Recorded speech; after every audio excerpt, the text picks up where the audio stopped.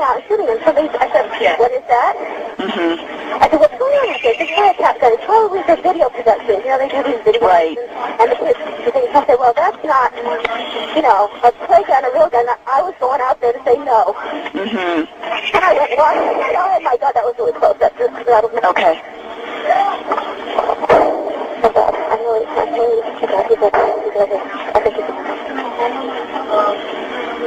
What's your name, ma'am? My name is Patty? Patty. Yelling everybody get up right now. Please go to the library. Please hearing everybody get up right now. Okay. Please don't hold on.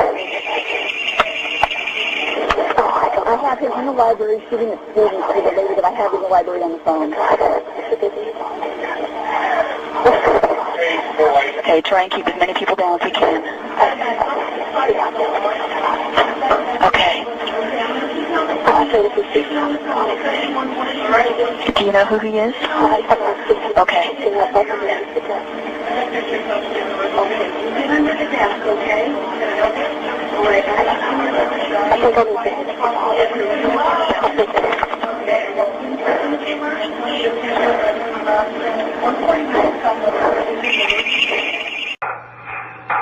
That. This is the exact same conversation we've been having since I was in high school. I was a junior when the Columbine shooting happened.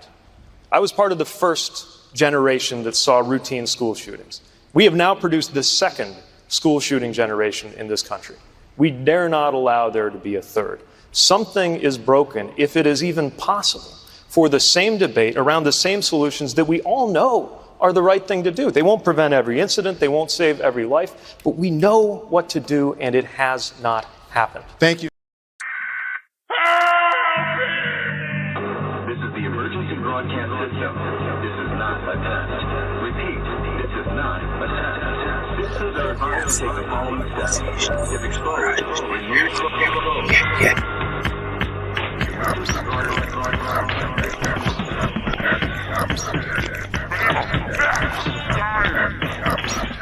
Podcast for the curious mind.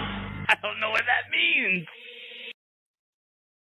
Broadcasting live from a Chinese-made microphone high atop Sioux Nation. I am Corey with Clemens and May. How you gentlemen doing this fine Monday evening? First good. We already saw May get yelled at, so check the Patreon comment. Yeah. Everything's good now, though, May. Everyone's happy. Let's hope so. Okay. Right. Let's hope so. I had to sweep real quick. Attaboy. See, you should have just done that from the get-go, huh? Blinking.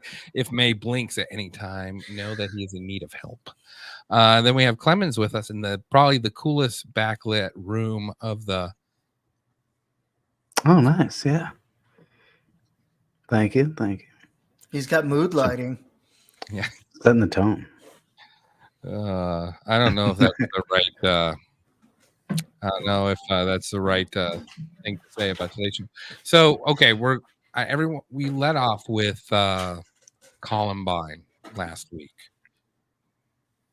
and which was a tough one to hear all of that, hear all of the accusations and dig into a little bit of research, and a lot of people dying after Columbine, which was, I thought, very interesting. Like a lot of kids, obviously a lot of like psychological issues there, having to survive something like that. And we saw that like in the, we didn't play that clip last week, but I thought just to sort of remind everyone that this is, diving into Columbine. This is a whole research. Now I know we're entitled the Franklin cover-up today. Have you guys ever heard of the Franklin cover-up? Not until like last week or when we talked about it. That was the first time I heard about it. So, and then I watched the CU or the Nebraska football game and then the volleyball game, and I was just thinking, I was like, oh man, the great state of Nebraska. What are we doing? But yeah, I had not heard of it either, and before we had mentioned it, and man, it's interesting. Well, we played that clip where John DeCamp was talking on that radio show, and he said that he saw a definite link between Columbine and the Franklin cover-up, which he had worked on years prior. And so I just thought that, and by chance he happened to get the pieces of evidence between Eric Harris's parents, the mom and the dad. He got free access to the basement, got all of their records.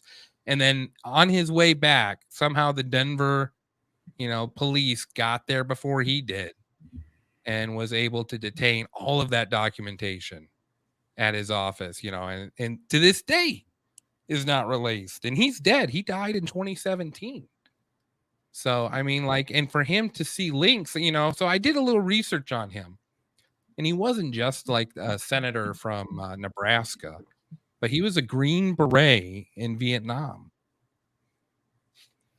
Well, I did not know that. Mm-hmm. He was involved in a Phoenix project, which is very interesting.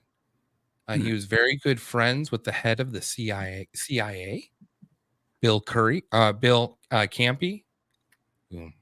I got it pulled up somewhere. We'll get it. But he was the man that replaced him as head of CIA. So John DeCamp was friends with the head of the CIA, right?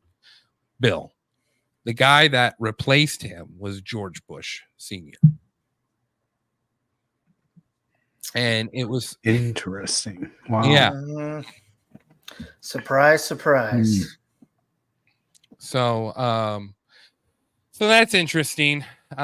History behind John DeCamp. He was involved also in when Saigon fell, removing the kids out of Saigon and getting them to the US. So he didn't it seems like he was a very good man, a decent, did his job type of fella.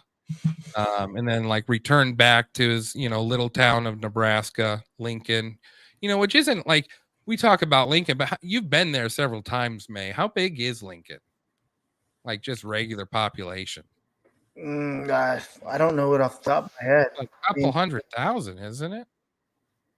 Yeah. It's not huge. I don't know. You'll have to look it up. But so he is from the, Nebraska is, very sparse. There's not very many big areas in Nebraska. There's one big town on one side of Nebraska, and then there's another big town.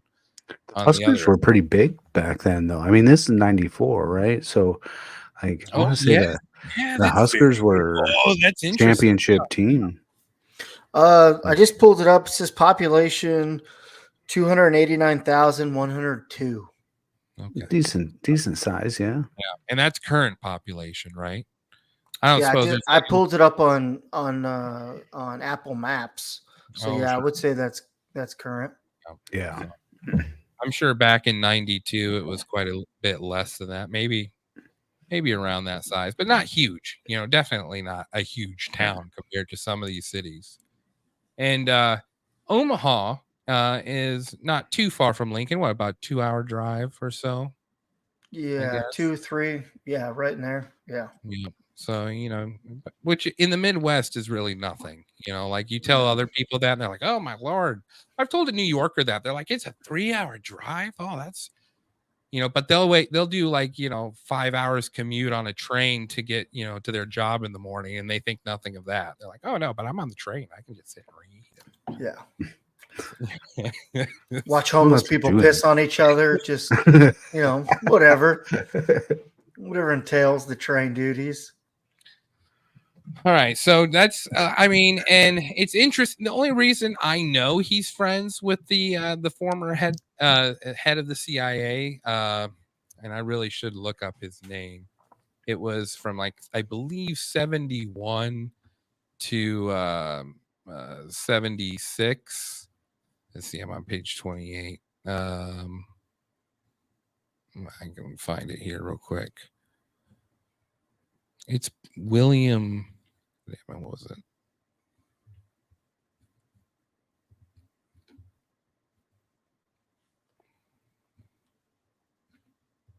Anyway, we'll have someone look it up here for us. Head of CIA. I don't want to get too bogged down in details, but what the reason I bring it up is what I found fascinating is in the documentary, he's interviewed in it. Like, when's the last time you see like an active CIA, head of CIA, admit that there was a conspiracy? Like admit? Not. Yeah, be like, I would say hardly, right? I mean, they're not going to ever. Yeah. Right. And this, unless there was a motive behind it, no. Well, and there's some weird stuff, you know. I don't know, but I wanted to just give a little bit of backup idea on who John DeCamp like associated with or used for his verification to show he was sort of like his, you know, his sort of character witness that he used in those documentaries, show that he wasn't crazy. Because what we're about to get into is crazy. Is crazy. Like, yeah, crazy. And so like you want to sort of verify the people telling the story, because you don't want, you don't want to just be, and this book got completely ridiculed.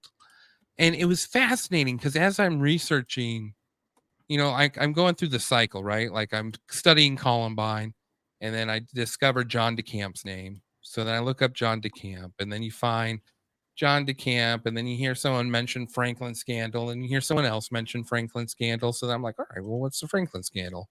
Because all of them are like, oh yeah, Franklin scandal, yeah. And then they continue on with the conversation, and I'm like, well, what the hell is a Franklin scandal? And so I look it up, and that's the story we're going to delve into. And this is the story as told by John DeCamp. He writes a book about this in 1993. And he wrote an updated version in 2004. And that's the book I read. And in the 2004 edition, in the preface, in his updates, he includes a whole page and a half on Columbine. Which would naturally spark your interest, because you're like, where does Columbine come into this? Like, how does a school shooting tie into this cover-up?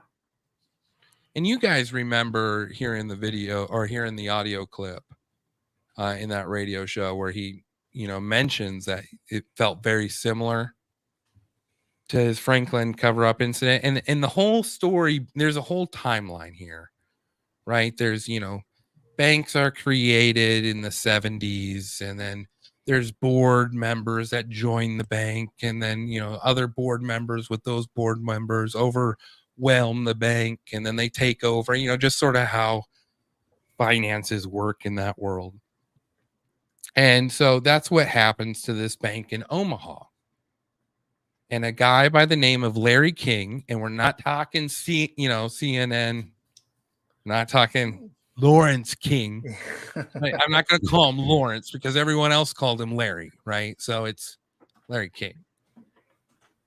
This guy, Larry King, becomes one of these, members of the Franklin Credit Union. And there's, he becomes publicized in local Omaha lore, right? Like you see him on the little 5 p.m. news clippets where they're like the opening of the Franklin Credit Union, and there's he's standing there with scissors cutting the ribbon. That's Larry King. That's the type of guy he is. He's very involved. The whole premise of doing this is so he can give small loans to local urban area business owners so that they can create business, want to help out North Omaha. Now, I don't know if you guys know Omaha area very well or not, but so he's stay out of it. Yeah, well, I don't blame you after reading this, Jesus Christ. So, he's trawling along. He's a Republican, part of the Republican Party, riding the Reagan train, all the way to the top. He actually, when they the GOP nomination, for a candidate, we're coming up on that time where the parties nominate who they're going to vote for president or send to a primary public election, whoever wins the primary. So he was there in 84, and he got to sing the national anthem. And blew the I can probably find a video of it too, just to give you guys an idea. It wasn't like Fergie national anthem. It was actually like legit job well done. So he's I mean it's you'll have to hear for yourself what you think of him. But like it's sort of funny because I was the Republican Party fighting like the racism charges they do now, where like how now when you say Republican, people are like, oh, they're all racist. Like, is it the same way now as it was back then? Because it sort of seems like it's a little bit of pandering. Like, hey, we found this. That'd be a question for Devin, since he's like 40 years older than all of us. I know. I miss. He's got to work late. He's got to pay for. I guess for me, I would have to say that, like, I don't think that sort of thing would spur out of nowhere. So I would say that it would be just as rampant then as it was when they found it. Racism is what I'm talking about. Ladies and gentlemen, the chair now recognizes Lawrence This King is Jr., it right here, 1980. a member of the Nebraska delegation, for the singing of the national anthem.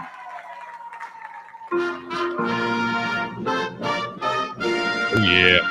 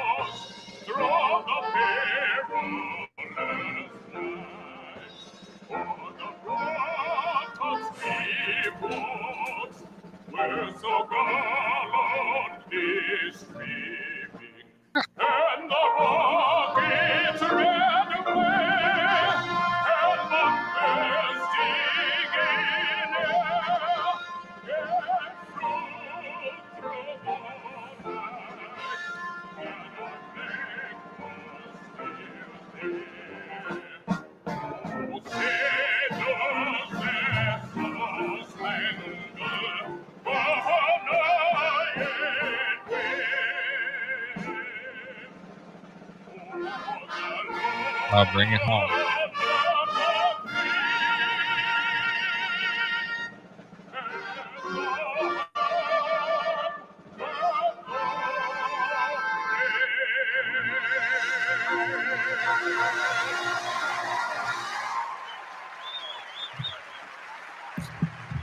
So first off, that's not what I expected him to look like at all. I figured he'd be a curmudgeony old white man. No, up and comer, bro. Like riding the ranks up there. This is 1984. All is good. I mean, that's look at the volume in his hair too. Like that shit didn't move. Like, and it was pristine. I mean, he was fighting back that dress shirt. I mean, it was with those notes he was hitting. That was well done. But no, that is not what I expected. Yeah, no, I was disappointed to see that not many people were singing along. There was that first one. Like, I didn't know. Hats were not taken off. Like, did you notice that? Everyone had their hat on, including May. May kept I couldn't believe it. I was a little. Well, that's what I didn't know. I didn't know if I should have taken it off like mid verse. I felt real disrespectful. I'll talk about that. But you're right. The patriotism or patriotic, fire in that audience. I don't. I didn't really see it. No. So, well, I mean, I guess they were all dressed as flags. I don't know if you saw the delegation there was the 80s. So that's 1984, right? That happens right now. I mean, Lawrence King has been making moves in the city of Omaha, working his way up to get to that point. I mean, just to get to be on the Republican, committee or whatever convention, the Republican convention in 1984. That's not an accident, and that takes some work. And so in Omaha, he's working with. There's a guy that owns I always thought of like semi-pro, like the Will Ferrell movie. There's like a hockey team in Omaha that was semi-pro there. I can't remember the name of it. But anyway, the owner of that became friends with Larry King. And then Larry King began making friends with other high-end people within Omaha, friends of people who worked for the Omaha Herald, friends with the police department. Anytime the police needed something, work, how normal businessmen work their way up. And then he, worked his way up into being able to get into the Franklin Bank. And he bragged about how he was only going to get paid. I think it was like a salary of only $16,000 a year. Like it was around that. It was like a super low number, just like a man of the people. And then he works his way up to singing the national anthem in 1984. And then it was Reagan that got elected in 1984, correct? It was 84. It was his reelection, I believe. And then Bush took over in 88 or 89, whatever. It was like, but it was Reagan and Bush. So anyway, so he's at the one where Reagan's getting reelected. And if you guys, you have questions or I'm not making sense, you got to let me know, because I'm just gonna, I'm just gonna go on a rant here, and like if something sounds fishy too, like pretty much what I'm going to do, I'm going to read you segments from the book, The Franklin Cover-Up, written by John DeCamp in 1993.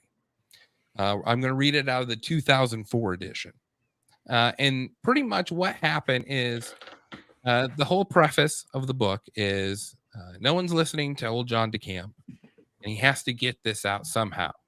And so his buddy, the head of the CIA, sat him down and said, listen, just make it public. They can't do anything to you if you make it public, and then just walk away from it and go help other people out. And so John DeCamp in 1993, after 6 years of investigating this, wipes his hands clean, writes his book, and then walks away, and does other, I found out he does a lot of other good things for other people, including people in Columbine. So in 1985, less than a year after that, of Larry King singing the national anthem, Jared and Barb Webb, who have been foster parents for quite some time, sometimes up to like 9 kids at one time, but they're very affluent. I mean, like they're very wealthy. She is a cousin. The wife is a cousin to Larry King. And so, there's relation there. And her husband works for the public, utilities and is also a shareholder in the Franklin Bank. And so they have enough room, it's not like they're just jamming kids in a tiny little place, and so it's a nice gesture. They're being taking in these kids that are needing a home. But in 1985, on June 10th, Nellie and Kimberly Webb, 2 little girls, I believe it's like 12 and 15, are once again detained by or caught running away from their parents' house. Now, it's not their biological parents. These are kids that they had taken in and then adopted. And they're, they live with their grandma. And so DHS, or what do they call it? DSS. Child Protection Services comes out there to grandma's house to talk to these 2 little girls. And according to chapter 2 in this book, and this is not like hearsay. These are all documents that were discovered in the discovery process of this case that was taken to a grand jury in Omaha. So this is the first instance, right? So the social worker gets this call and writes in the report that, and this is a document that they find, and it said that this started in 1978, approximately 8 months after they moved into the Webb home. The girls said they were hit with objects. Here, let me, and I can, that way you guys aren't, you can sort of see it too. Here. All right.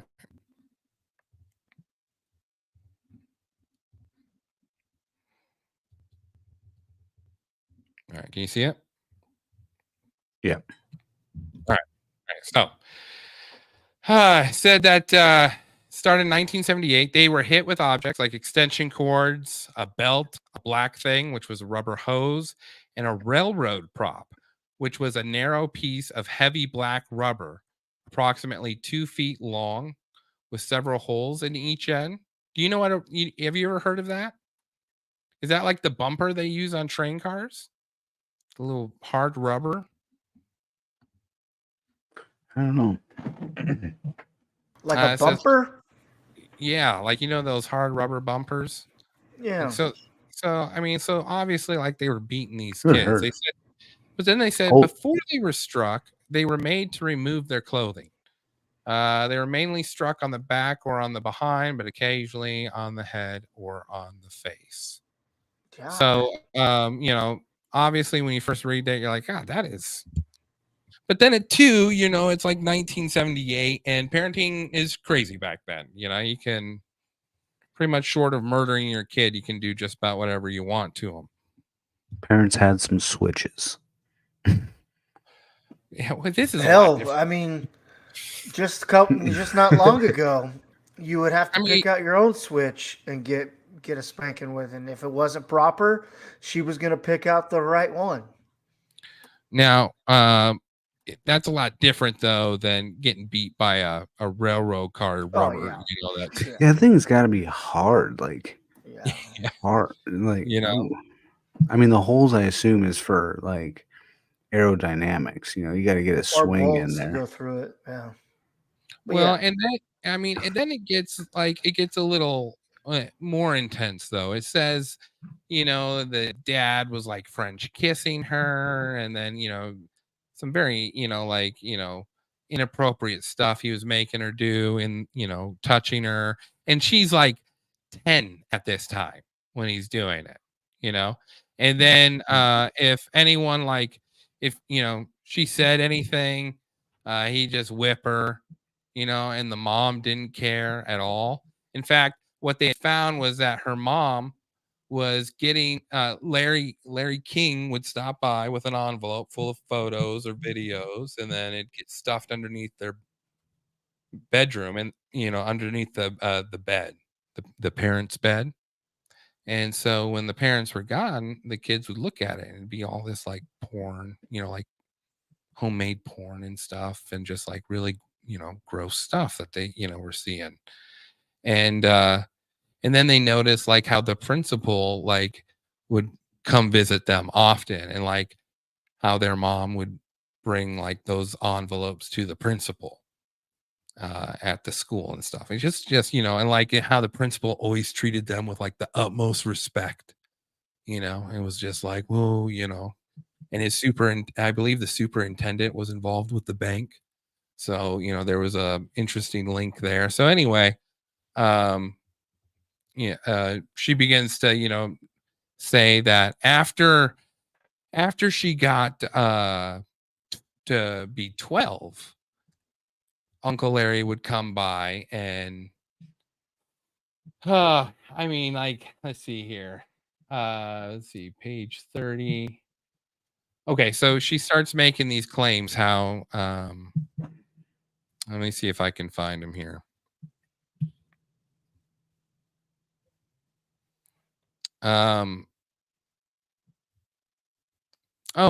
Interesting note. They had been reporting this.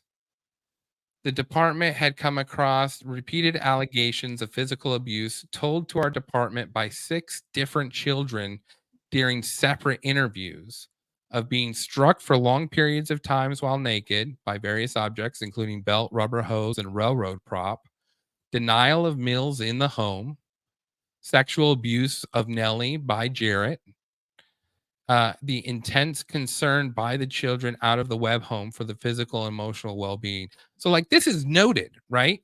It's been noted several times, and yet somehow these kids keep getting returned back to the. That's messed up. Like Yeah. it's like you took them in the first place because of safety reasons, right? Well, it sounds like they were just a paycheck. I mean, were they getting paid handsomely to take all these kids in? Because the way they're treating them and touching them and doing that, like, they obviously don't give a rat's ass about these kids.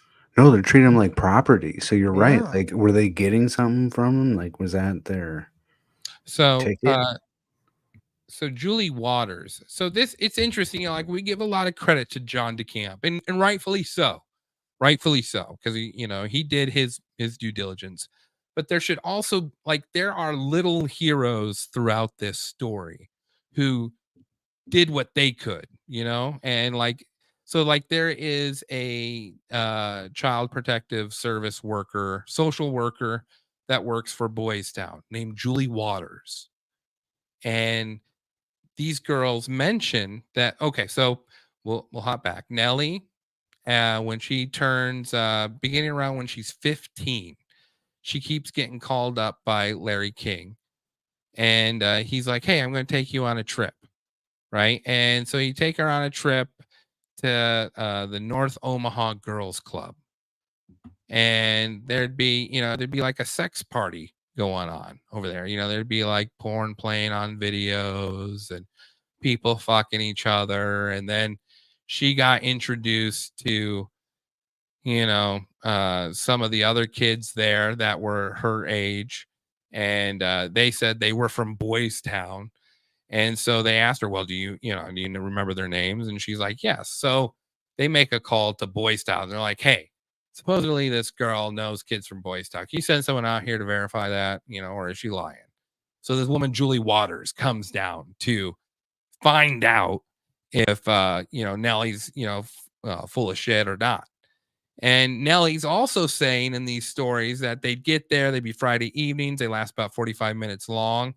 There'd be about 20 to 25 young kids there, boys and girls, and then a bunch of older men present at these parties. And then, there would be always someone videotaping. There was always someone videotaping and, or taking pictures, one or the other. And then, eventually these parties turned into, an area for prostitutions where a guy hold out $50, $100, and then walk up to someone, and then they'd go away. And, and she claims that she saw, of course, Larry King was the one that took her there, but she claims to see, the head of this semi-pro hockey team, who's also involved in a bunch of other businesses. They said this guy was he could touch a business that was failing and turn it into gold. Alan Bear was his name. And so Alan Bear's at this party. There's a journalist, a senior editor at the Omaha Herald that's at these parties. The chief of police, Bill Wadman, is at this party, or Bob Wadman, I can't remember. And this is according to the book. And I have to say that, because these are according to John DeCamp's opinions and beliefs. And these are the testimony of the kids that, Nellie and Kimberly, this is their testimony, right? This is what's written down in their testimony. So, and that's all on this book, The Franklin Cover-Up, which, I got a PDF version of it, but I'm going to download it. Go ahead. It's like a lot of respected members, within the community. So these are they're naming people that a lot of the community look up to for leadership. Yes. Yep. Yes. Yeah. The whole little institute. Well, it's definitely there. tight circle groups of the same. Ooh, Warren Buffett. See, that's kind of what I was wondering. If Now, the reason and that is included in the book. Now, as far as testimony from these eight children, Warren Buffett's name's never brought up, like that I could find, or that's mentioned in the book. But Warren Buffett is got his hands tied all over Omaha, all over Omaha. So of course, it's a good point. Who is that? Dan Calvano. Yes, and thanks for bringing that up. So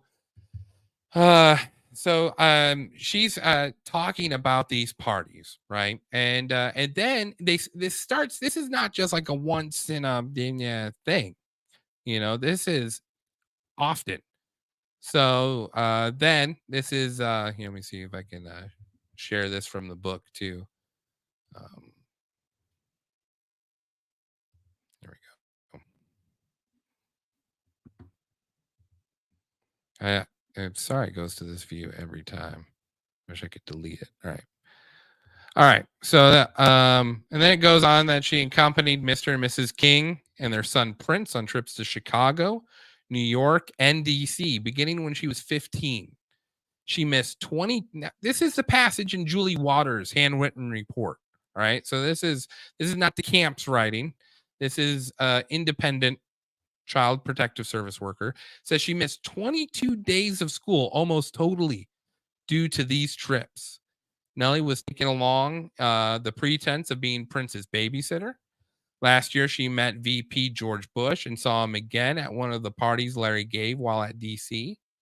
At some of the parties, there are just men, as was in the case of the George Bush party attended, older men and younger men in early 20s. Nellie said she had seen sodomy committed at these parties. At other parties during Larry's trips, Larry had local prostitutes, 20s and 30s, there to entertain his male guests. She said that they had bodyguards and men wearing guns, and all that type of stuff. But as it goes on, so, I don't know if it just seems like he's always the guy at the good party. You know what I mean? I'm not saying that, but you know what I mean? Like it's where there's no real standards. And and he's not a nice guy. Yeah. They say, you mess with him, you get your legs broken. On the outside, he has all the appearances of an upstanding citizen, but underneath, he's very dirty. Yeah, because this is the same guy that was singing in the beginning. Like he's the one at all these parties. Yes. This is Larry King.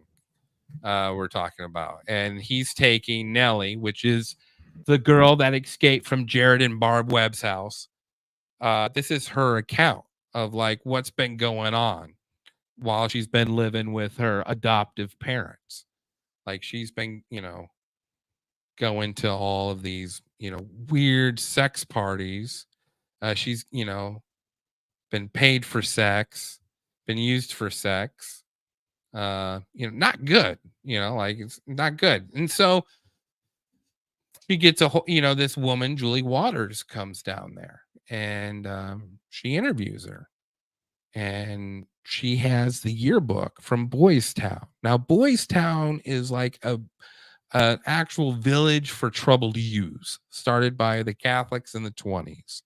And the whole premise of it is to take these troubled youths and turn them into outstanding young men of the community that can then serve as, proper citizens. And it's still an establishment today. And there's, it's inspired like a whole culture. Like there's one in Korea and, they're all over these little, Boys Town villages where they take troubled youths or, orphan kids that have nowhere else to go. And it was started by the Catholics in the 20s. So, I forgot the guy's name, Father Finnegan or, something Irish, like old Father Finnegan. Yeah, Flanagan or something. Yeah. Flanagan. Yeah. Flanagan. Yeah. Now, we had talked about this before, but you guys had never heard of Boys Town or? No, I was just looking it up. When I lived in Nebraska, Um, we watched. I don't know if it was the movie with Mickey Rooney and Spencer Tracy, Boys Town. I thought it Yep. was Little Timmy or something, but It won an Emmy. It won an Emmy. yeah, we watched it and went to the Capitol building and everything. I remember that now when we lived in Nebraska. It won an Emmy back in like the 40s or something. It was like an old movie, but it was this like beacon of the right thing to do, you know, like take these poor kids and, you know, give them a fighting chance. And there was a lot of orphan trains going on back then during the Depression. We talked about that in the eugenics show, where Iowa, you know, they were just, you know, chopping their nuts off. You know, in Nebraska here was willing to train them in to be young men. So, you know, it was this great image for Nebraska too. Their mission statement is changing the way America cares for children and families. Right.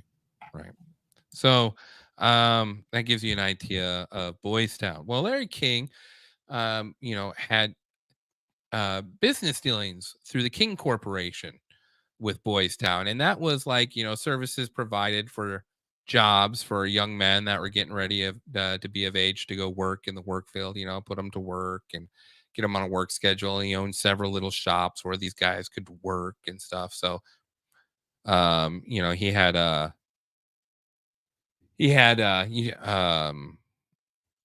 lot of dealings with Boys Town.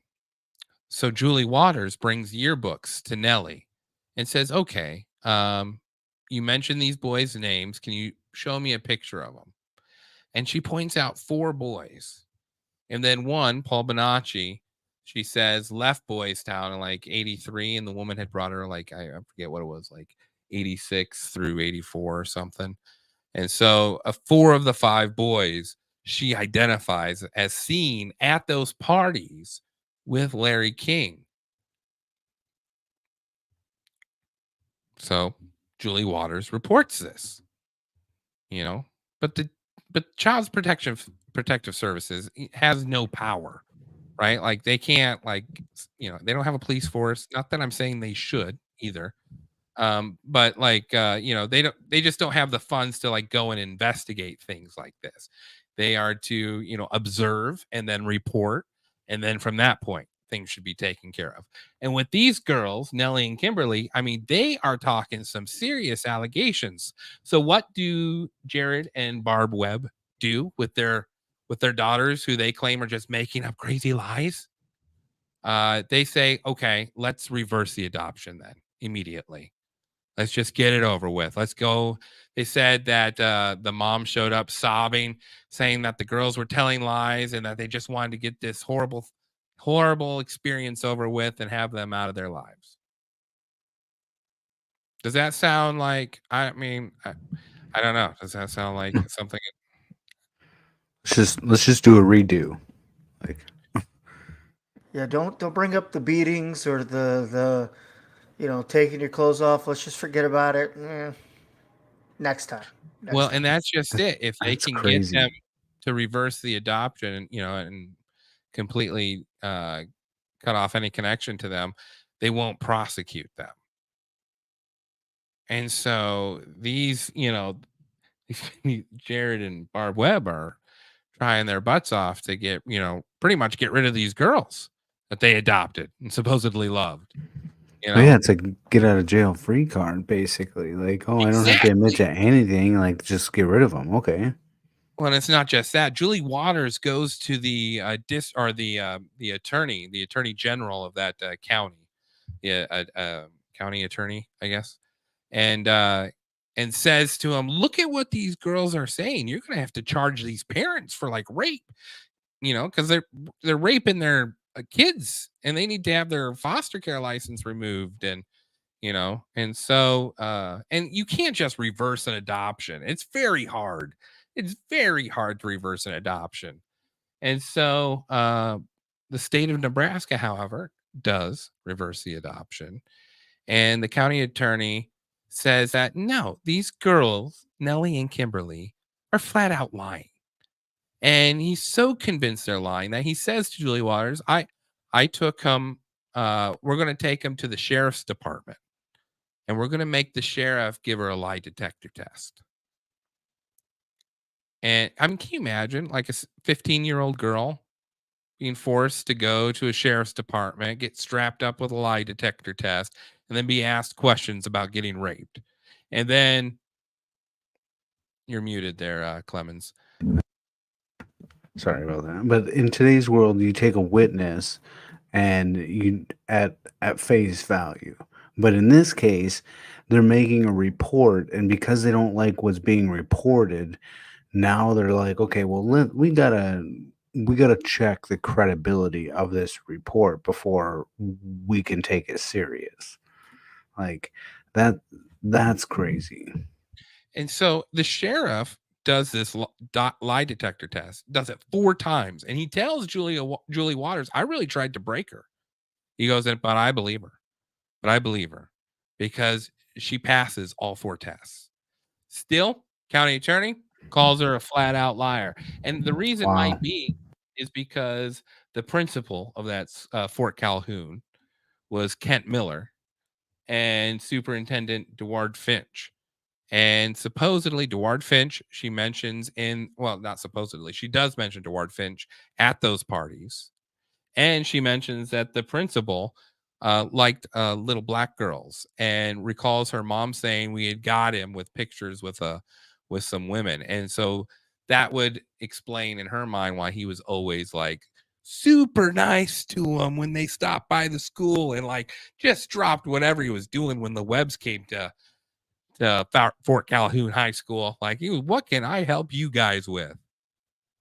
But according to the county attorney, who was I can't remember his link. He was linked somehow to the Franklin Bank. No way.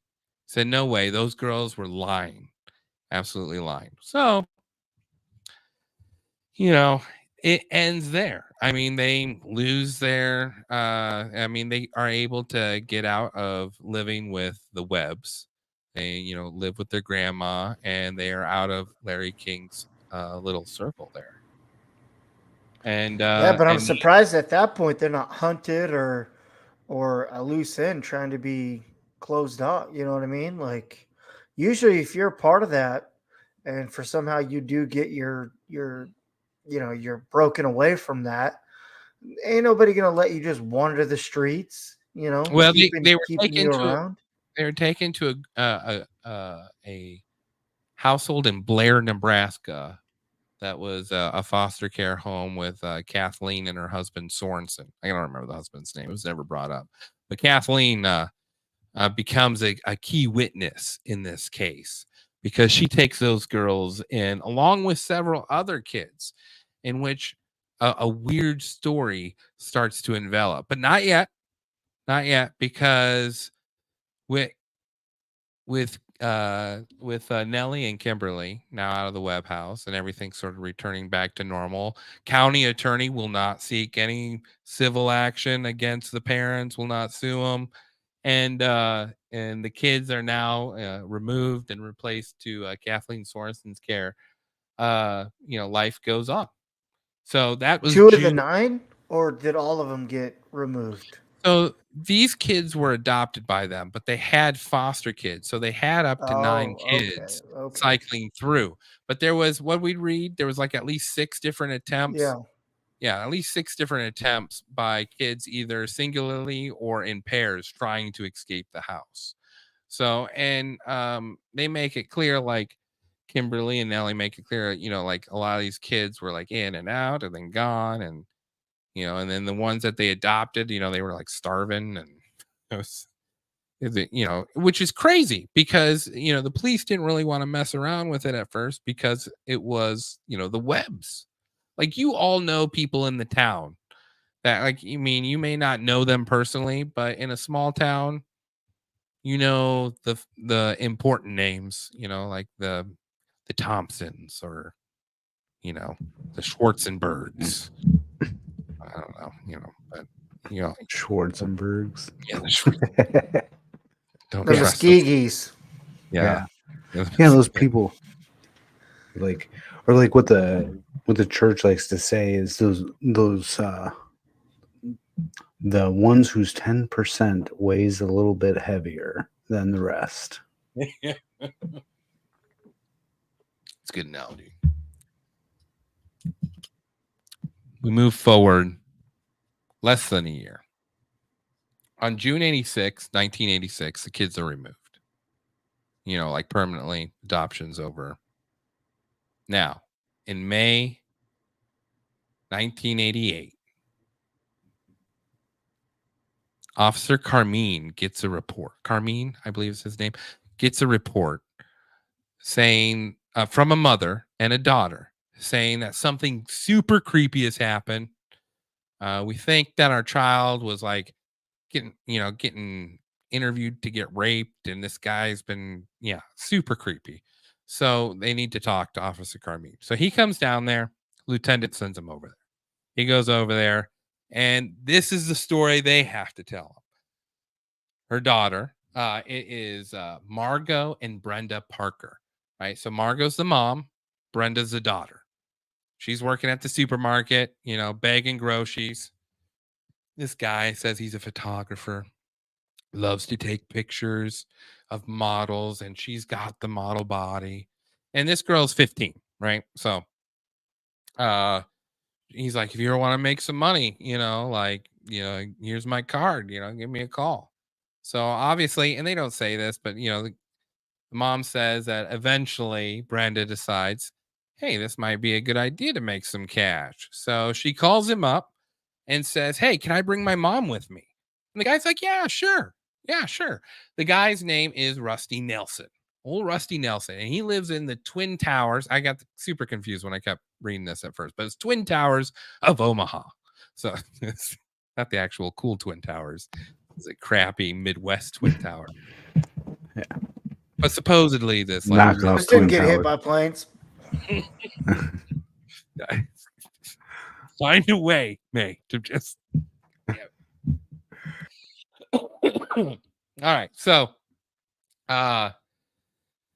Officer Carmine is listening to the story, and they say what happens is they go up there, and the guy offers them, do you want some strawberries and champagne? And they're like, no. And so then he's taking pictures, and he never asks her to get nude, but he's always talking about like showing more cleavage or how nice she would look without a shirt on. And like then the mom's like looking around the desk, and or not without her shirt on, in lingerie. How nice she would look in some lingerie, because he's going on a European tour. And so the mom, while the daughter's getting pictures, looking around the desk, and she's seeing pictures of all these like 11, 12-year-old girls and boys like getting picture, like partially nude photos all strewn about his desk. And she starts getting some creepy vibes here. And so then she asks him, like, who do you sell your photos to? And he's like, oh, I sell them to different universities and different news establishments and magazines. And he lists off a bunch of names of universities he sells it to and stuff like that. And so then they get done with the photo shoot. She leaves and immediately calls the cops. And that's when Officer Carmine shows up. And so it's like, it's a little odd, right? And so he goes to sort of investigate who this Rusty Nelson guy is. And the mom said, like, he's obviously very gay. Like, he's not like hitting on my daughter. He's just, just very gay. So, they look into this Rusty Nelson. He's a bartender at a downtown gay bar called Max with 2 X's, who's owned by a guy named Gary West, who, does financial business with Larry King, like hosting like parties and events, stuff like that. And so then he decides to go and investigate the apartment. And so like, of course, he can't get access to the apartment. And so like he's asking I don't know, what do you call the guy downstairs that just like meets you at the elevators, like doorman and like business. I thought you were gonna say like building manager. Yeah, the superintendent. Yeah, he talks to the building superintendent. Thank you. And the guy says, "Oh no, that apartment is owned by Larry King." And he's like, and I thought it was like super weird because he tried to buy it 5 years ago and was like, when we told him how much it was, he's like, I don't know if I can come up with the cash. And then when he bought it, you know, when he finally did buy it, like he bought this one and he said he wanted it so that, you know, when he stayed in Omaha, you know, if he had a place to crash. But then he bought one at the towers right next door. So like now he's got these two huge, like elegant rooms, you know. And so Officer Carmine finds that, you know, just sort of, you know, that's takes it down, makes a note of it, you know, nothing he can really like charge anyone with, you know. But to me, you know, so you got Julie Waters who does her report and is working things on her end. But, you know, this is like, first of all, kudos to Margot, the mom, for not letting her daughter go to a photo shoot by herself. You know, like some good parenting right there. Right? Like, doesn't just drop her off and like, hey, I'll see you in an hour. Yeah, have fun with Because the you know, back then it was probably a little bit more freer, where you know you wouldn't think second twice about it. You'd be like, okay, I'll be down here, or I'm gonna go to the Piggly Wiggly. I'll be back in an hour. Yeah. Like, yeah, that's big ups to Margot for sure. Well, and by the time they got access into the apartment, Rusty had cleared out. He was gone. There was no trace of him. And, you know, and this mom, she had called those different universities and companies that he had mentioned. And they had said they had never heard of this dude, Rusty Nelson. And then and then finally she found one guy and said, "Oh, you stay away from that guy. He is a creep." So, like, you know, so interesting day for poor Officer Carmine there. And then June 28th. So that happens May 5th, right? On June 28th, they get another call about and the names have been changed for some of these people. So they get a call by, as in the book, Loretta Smith, right? And from the hospital, saying that they've got this girl saying all sorts of crazy stories, saying that she's witnessed homicides, and like, we don't know what to do, and we think like an officer should come down and talk to her. And so Officer Carmine gets assigned to this Loretta Smith, go talk to this Loretta Smith. And so let me give me a second here. So right now, I mean, like, this is like, you know, a month apart. You know, they just sort of getting little driplets of information. Now, Loretta Smith, she's 15 years old at the time. Here, I'll share this.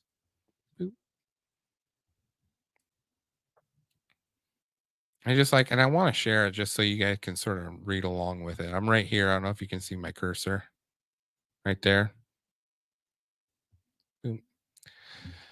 So he says she's pretty articulate for a 15-year-old girl.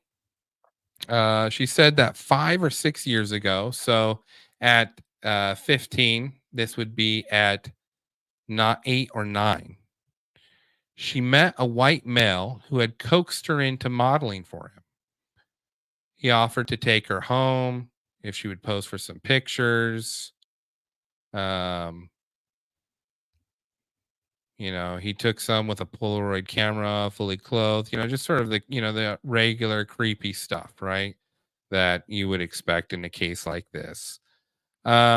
She said, though, that they started taking her to parties at the North Omaha Girls Club, where she knew, among other people, Nellie and Kimberly Webb. Now, here's this girl, just out of the blue.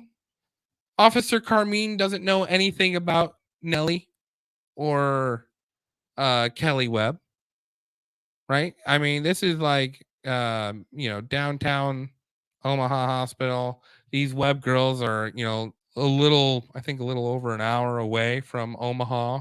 So not in the same school district, no real connection there. And yet, when they're talking about, hey, who did you see there? They're like, well, we saw kids and adults. Well, what were the kids' names? Well, there was Kelly, and then there was Kimberly or Nellie and Kimberly, and that's, you know, so interesting, right? So now there's 3 separate witnesses to these parties that are going on at the North Omaha Girls Club on Lake Street. And then she talks about how, you know, they would eventually, it turned into where they were getting used for sex and, you know, stuff like that. And if she ever told anyone, they would, you know, they would kill her parents or kill her, you know, just the normal, horrible, gross, controlling shit that those guys do. But then it gets a little weirder. Loretta says at 11 years old, they started taking her to attend these rituals. Now, at these rituals, they were given something to drink, which she said tasted like apple juice, but probably contained some sort of drug, which is pretty rampant back then. And then this is the report that Carmian puts down. During the course of the reporting officer's interview with Loretta Isabel Smith concerning child pornography activity, as well as devil worship, she mentioned the name Larry King as being a participant and a supporter in these activities. She asked how he knew, and she said that she had been taken, she had known the daughter of Gary West. So, like, the owner of the gay bar club was using his daughter in ritualistic, like, Satan worship, according to Loretta Smith. And it's like, I mean, it's just absolutely, like, horrible, the stuff she tells the officer. But then it gets worse, because after the officer leaves and she's, you know, she's in this hospital for a minute, and she gets comfortable with the doctors and they get her to, you know, talk about more and more stuff. She talks about April 19th. The hospital notes indicated that she gave a chronicle. Let me see if I can find out where this is on here. Give me a quick second. This guy would take her out to smoke a little weed. And then after about 3 or 4 weeks, he took him to a party. And which, you know, he takes them to a party, they get wasted, and then they pretty much pass all the girls around. And then it starts to, when she was 10-year-old, she indicated that candles and other weird stuff were at these power meetings, and the men wanted to take her to these power meetings. So one day when she's 10 years old, they say that the room would spin for a while. They drug her, they take her out into the middle of nowhere and lock her in a room with a little girl who she described as a Caucasian infant. And about midnight, the men come into the room. They take the little girl away from her and told her that she could achieve power by killing something that she really loved. And then Loretta described that they cut the little girl's head off, stuck it on the wall, and made her sit in front of it. They indicated later that she had to take the little girl's head off the wall for the men, and then they proceeded to cut the eyes out, and said that the eyes held the power to sight, and then proceeded to eat everything. Gross. What the fuck? What in the... Ugh. They left her in a locked room with that little girl that was dead at that point for 24 hours. She could hear men whipping other girls in other rooms. And then shortly after this, the men came into the room, told her that she had passed the test, and then drove her a couple of blocks. See, like, this is a kid too, so it's not like they're going to make this up. You know, it's not story time. It's not, you know what I mean? 9 years old. 9 years old. That's what I mean. Like, they're not going to, it's not just going to come out of left field like, oh, let's make up a short story for somebody. This is yeah, they're reporting what they experienced, like from their perspective. They asked her who were at these parties. She said Larry King and Mr. Finch, who was at that time the Fort Calhoun superintendent, which was the same superintendent of Nellie and Kimberly. At one such party, okay, so and that's not just that, you know, like there's, you know, there she says at one meeting, they sacrificed a small boy. They could hear the little boy screaming. She indicated the child was fried and eaten by the girls. At addition, Now, are these kids? Are these kids like these people's kids? Or are they like kids that they coaxed into going with them? Like, Yeah. So are these You just don't know? random kids taken from the Boys and Girls Club, or what? do you remember? Do you remember back in the? Remember when like girls in the 50s and 60s and 70s, like they get pregnant during high school and they'd like ship them away for 9 months and then they'd come back like nothing ever happened. Yeah. Like I wonder, like, you know, there had to have been situations where they were like farming these. You know, and you remember that Dr. Kermit out of Philadelphia that was doing late term abortions, sometimes delivering the child and then killing it. Yeah, he got No. sentenced to like 102 counts of murder because he, you know, was like delivering babies and killing them for parents or moms who had like, you know, yeah. So and that It's was messed up. Like, what? They just came out. I didn't, you know, It's is it like too late? 2013, I think it happened. So like you wonder, like I wonder that too, if like that's where they were getting, you know, obviously unwanted children, I would think, you know, or orphans, or just, you know, obviously kids that had no one. Yeah, or I mean, you know, like you always hear let me sacrifice my firstborn for fame and glory and power. Are these Yeah, sick fucks giving up their first kids, or, you know, their firstborn? Or that's what I was trying to figure out, where all these damn kids are going. Like, See, did you know? It's crazy to think about, though. Like somebody would actually do that. Like I don't know. To me, that's wild. Do you know the FBI to this day does not keep a report on missing children? So like they don't know how many kids are missing in the US at one time. So like there's estimates, you know, probably anywhere to like, I think it's like 250,000. Like, do you think it's that? Like FBI that don't many? keep track of it. How do you not keep track of it? And I mean, would it be too many to try to keep? Yeah, I mean, I that's heard scary one. to think about. But I heard one say that like if the numbers ever came out, it would be just such a huge public uproar that the FBI just doesn't want to handle it.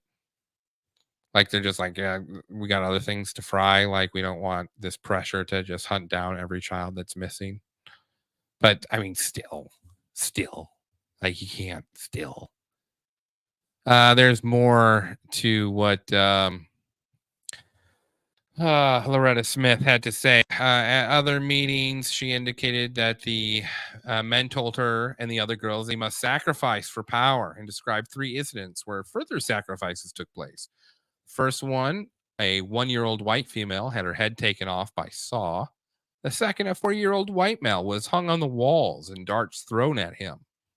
And the third, an Indian female, 3 or 4 years old, had several parts of her body cut off, which it was ground and poured on the girls, and they were made to drink the remains of the child. On August 21st, 1988, she indicated the third and fourth and fifth took place in the spring of 1985 when she was 11. At these parties, there were sacrifices where Mr. Finch, King horses, and the big guy she referred to earlier, they were tested to see if they would keep quiet and how much control the men had over them. The men would try to scare them by, having them watch animals get mutilated. The men would threaten them by saying that instead of killing them, they would just cut off parts of bodies and torture the girls and make them suffer. Asked by details of the first sacrifice of the infant girl, she said that she didn't cry, but when the men cut out the eyes of the girl, she did freak out and was screaming and hitting the walls.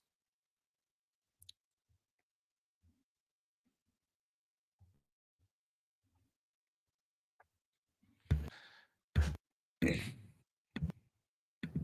That would be a police lot. officer is just wanting to eat donuts and mind his business, and now he's got himself wrapped up in quite the mess. That's June 28th, Officer Carmine. Poor that's Carmine, June man. 28th. Yep. So then on let's see here. On July 13th, 1988, Julie Waters over there is now working with Child Protective Services, and they are trying to talk to the head attorney general over there, Robert Spire, right? And he talked to the governor. The governor's like, "Oh yeah, no, this is absolutely horrible. It's horrible. It's absolutely horrible." So let's get our attorney general on it. And so then they bring the fake case file over to the attorney general, right? By December, so that's July. By December 88, nothing's happened. So then they try to schedule another meeting, and they're like, let's see. Sure, yeah, we'll schedule one here in December for you. They get over there a week before to confirm, and it has been etched out of the schedule. So she talks to the attorney general and tries to, the state attorney general, and tries to schedule a meeting with him. Gets a meeting with him, goes in there. He's like, "Oh, yes. The child rape in Omaha. Yes, we were." And according to her account, the file had not been, like, there'd been no activity done on it. Later in the Senate hearing, through investigation, they discovered they had appointed a retiring cop part-time to the case. Like, pretty much just like, "Hey, here you go." And so, like, nothing had been done on it in that 6-month window up to this point. So now you have Margot and Brenda, who has this weird experience in a King residency, Larry King's residence. You have Loretta Smith saying that the superintendent and Larry King were, going to these different sex parties, and some of them were like, it's not just saying like rape. It's like there's homicides now being said. There's at least 5 homicides that are being said by Loretta Smith. So I mean, that's it's not just. Did they do another lie detector test to see if she was telling the truth? I don't remember if they did one on her, but in no case of reading this do I remember ever reading someone failing a lie detector test.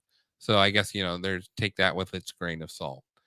Officer Carmine, when called to when they call Officer Carmine, because now you're getting these contacts between what he had done with Margot and Brenda and Loretta Smith versus what they knew about the Webb girls. They call him up, and he's been transferred to research and planning, which is a one-man department. And just so happens he's the man. And so they ask him, they're like, "Hey man, like, did they force you out? Are they trying to keep you silent?"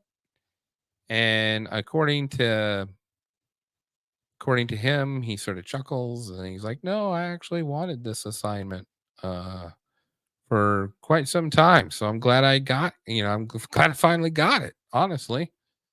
And that was it. That was it for the phone call. And so they call him to testify in June of 1989. And he testifies that he believed Loretta Smith. He goes, "I believe her testimony that she gave me 100%. Less than 2 weeks later, the chief of police sends Officer Carmine to the chief of police, or the police department psychologist, to have him declared crazy. And you can actually you can actually read the form that officer or chief of police Wadman filed with the doctor. You guys talk. I'll see if I can't find it. Oh yeah, here it is. I Carmine, man, he stumbled upon something absolutely shitty. This is the letter Chief Wadman filed for Carmine on July 5th, 1989. Less than 2 weeks later. Yeah, there we go. Says, I'll zoom in. I'm requesting a supervisory referral for Officer Carmine to see police psychologist Dr. Stephen Schertz. I am basing this request on the actions demonstrated by Officer Carmine that surfaced during the Larry King investigation. Prior to Officer Carmine's assignment with Research and Planning, he was serving as an investigator with the Robbery and Sex Unit under the command of Lieutenant Guy Goodrich. While in that assignment, Officer Carmine was involved as an investigator and did participate in looking into matters involving allegations that Larry King was involved in some sexual improprieties with young people. The investigation never did come close to supporting the allegations sufficiently for a charge to be considered against Larry King. So, not lying on a lie detector test is not like.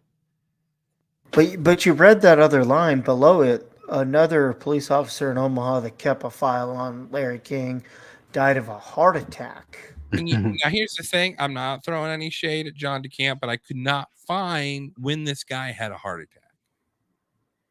So, like the date, as far as date-wise, was Bill Skoleski, did he die of a heart attack like 10 years ago?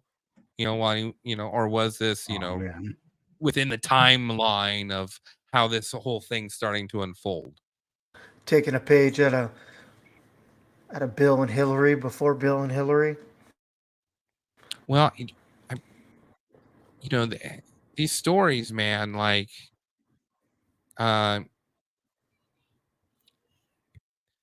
these stories, it's like you don't want to share. I don't want to share all the sexual shit because it's, it's horrible. It's not just men having sex. It's men having aggressive, mean, vicious. I mean, they talk about putting ashes out on these kids, and these kids still have scar marks on their arms, and I mean, it's horrible. It's like horrible. And then yeah, who checks the checkers though? That's the thing, because it sounds like there's a lot of people, like a lot of respected members, a lot of leaders that are involved, and it's like if they are involved, then like who's holding them accountable for these things? And is this why nobody's saying anything? Is because nobody knows what to say, nobody knows what to do, because it's like, okay, well,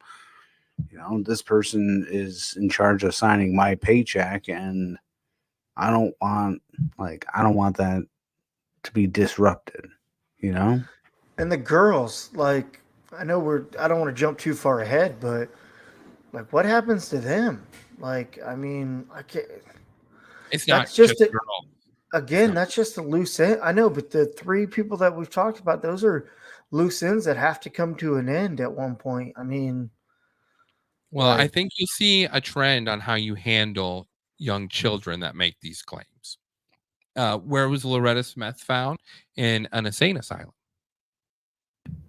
Yeah, drugged with prescription drugs, and like you didn't experience what you experienced. It like it wasn't real. Nothing was founded. And Nellie and Kimberly, they go to the county attorney, and because who are you going to believe? A respected member of society, or Margot and Brenda Parker? No sexual impropriety happened, so you can't do anything, even if this guy is a creep. So I mean, like, and then Officer Carmine, he's just and he writes down the stuff in his report, and he sticks by it so much that he's transferred. You know what I mean? Like, so, you got Julie Waters, you got Officer Carmine, you got these, it's a story of a bunch of little people doing their part. that unfolds this story. Like that's, I think at the end of it is John DeCamp that gets to tell the final story. But all these little stories that people filed and tucked away, once you put it together, man, you're starting to see something very shady going on. And meanwhile, John DeCamp, while he was serving as senator, was doing investigation into the Franklin Credit Union, the bank itself. Now, this bank was said to only keep like $2 million, and small loans is what they were handing out. And yet there was like a raid of the bank, and they found a separate set of books of $40 million. Well, it was $38 million. $38 million that had been funneled through this credit There's union. the truth. There's the real story right there. So there's some, very serious allegations. Meanwhile, nothing is going on with the government getting, the state of Nebraska wanting to touch this at all. So finally, after no action, it isn't until July 89, they go to their local state senator, who's this old farmer dude. And he, I may have breezed through the part of the assembling of the Franklin committee. So I don't know all the names and players of all the senators and all that stuff. I know the key players that were involved with it, but they form a Franklin committee to actually investigate what's going on with the Franklin Credit Union. And then they assign a subcommittee with John DeCamp, Lauren Schmidt, and then they hire Gary Caradori to go investigate this. And they tell him, don't bring us hearsay. Don't, bring us stuff we can use. Because if this stuff is true, and we're getting reports from 8 different kids, all of these same stories that are going on, and they're talking Chief of Police Bob Wadman is involved in this. He's reported at all these parties. And then you're talking about Alan Bear. I think that's his name. Beatty. And then you're talking about Larry King, who's this up and rising. I mean, can you, Matt, you know how it is in the Midwest to get on public television is huge. And then to be assigned by the Reagan to be head of the Black vote of Nebraska.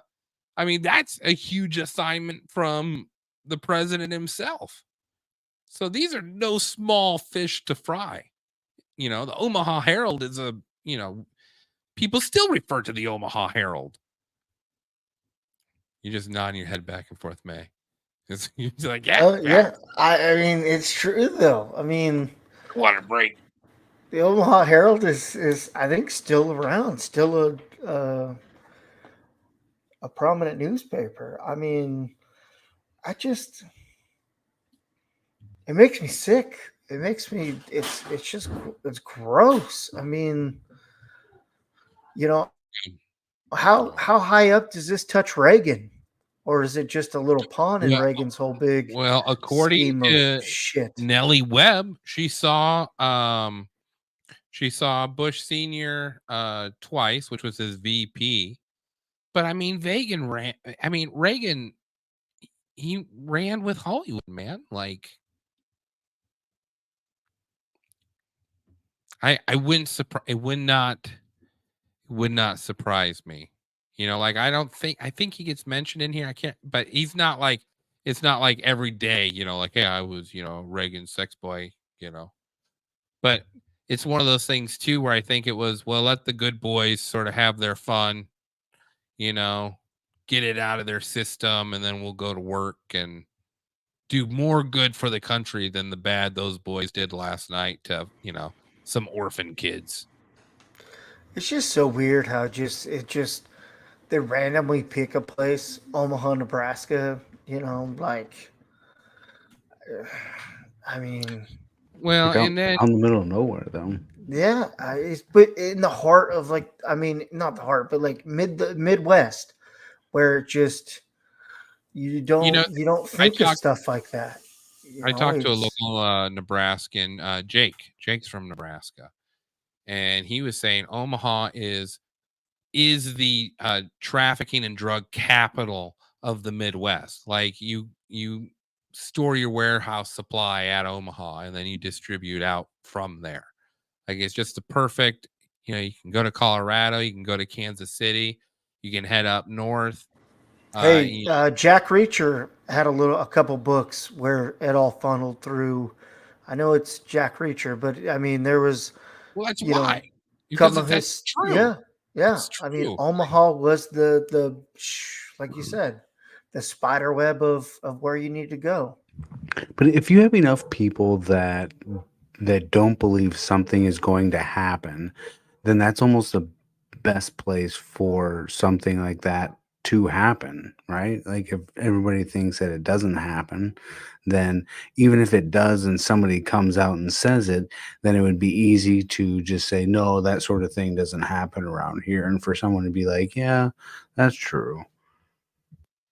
Yeah. Well, and I mean, you remember what was it, Jeffrey Dahmer in Wisconsin?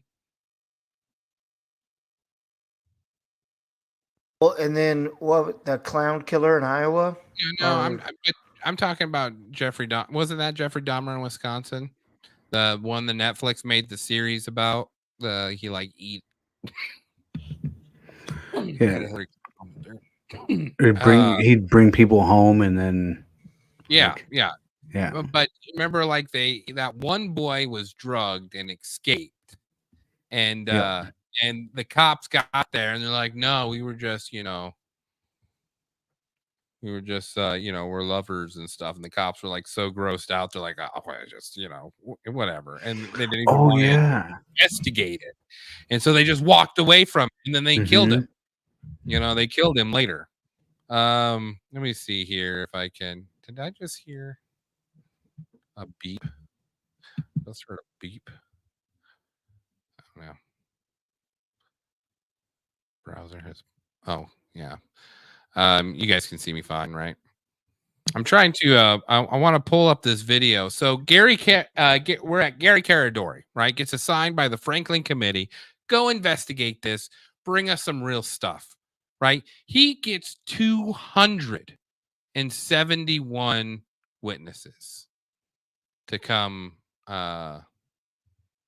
to, you know, talk to and interview, and we have some of those videos, and I wanted to play, you know, right now we're talking, it's, you know, we've talked a little bit about like the devil worship stuff that they've done, that Loretta Smith has seen, and then we've talked about these parties at North Omaha, and talking about Nelly getting flown out to DC to some of these high-end parties.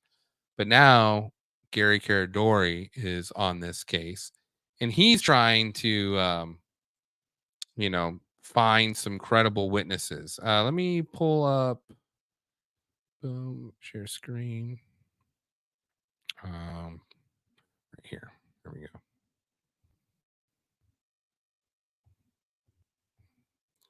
Make sure you guys. I don't know why it always goes to that view. It's like StreamYard hates me.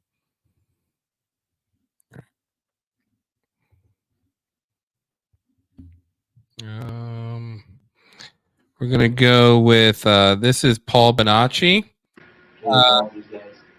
Supposedly, this abuse started when he was 6 years old, and the audio is a little rough to hear. So if you guys have any questions about what he says, let me know. But this is his account of one of the many dozens of trips he took with Larry King in his private jet to all different places in the United States. This one was to Sacramento. They had him in a cage and stuff. Yeah, who was the kid? The kid. The kid. Was he crying? Definitely. That's all he did was cry the whole time? They didn't knock. Did anybody ever slap him and tell him to quit crying? So he's talking about once they landed, they, you know, found some kid, you know, playing on the street, and they just grabbed him. Yeah, they slapped him a lot. And did he quit crying? He started to, and then I started talking to him. telling him it's going to be all right, we weren't, nobody's going to hurt him. I tried to tell him nobody was going to hurt him, but he never believed me. And after a while, I didn't believe him. But they had us, they took him out of the cage and stuff, and they let him run. We were supposed to chase him down. How big of a cage were you? He was probably about 5 by 5 feet. So is this a small cage? It's a small cage. And when you say we, who are you talking about? Me and another kid, Nicholas. Nicholas? Nicholas. They let him out of the cage. Yeah, how many people were present? There was me, Nicholas, the boy, another team, the pilot. Pilot was there too? The pilot was there too. Producer, and there was about 4 other people there that were filming this. And what they had us do is they had their camera set so they let him out so he could run. They had us chase him down. They told us what we did was we chased him down, we were supposed to chase him down, and then we were supposed to drag him back.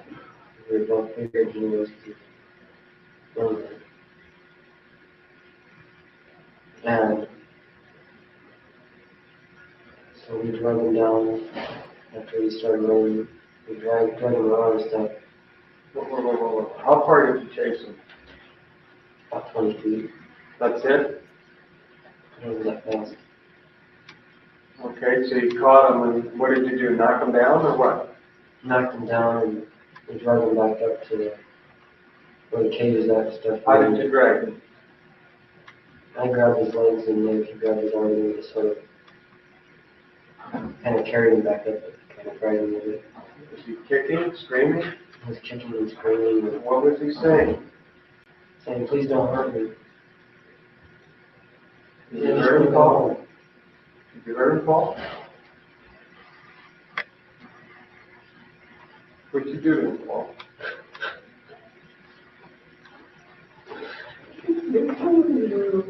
Huh? I did what they told me to do. What did they make you do to him, Paul? I slept with him. Okay. Now you were used to having sex with people, right? Something else must have happened then when you called. He was crying and I was telling him.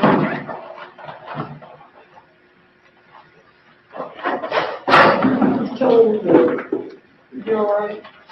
I told the guy, I said, I don't want to do this. I don't want to do this. But they're like, do it or else. Or we'll finish you too. Who's telling you this, Paul?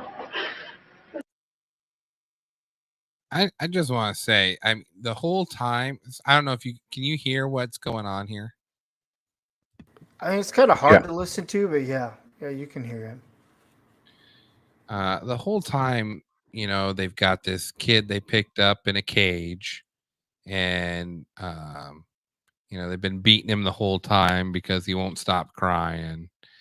And then they put him in a cage, and there's some sort of film director there, and like 5 or 6 other people there, and they are recording the whole time, and they tell him and this other kid to open up the cage, let the kid run, and then tackle him, and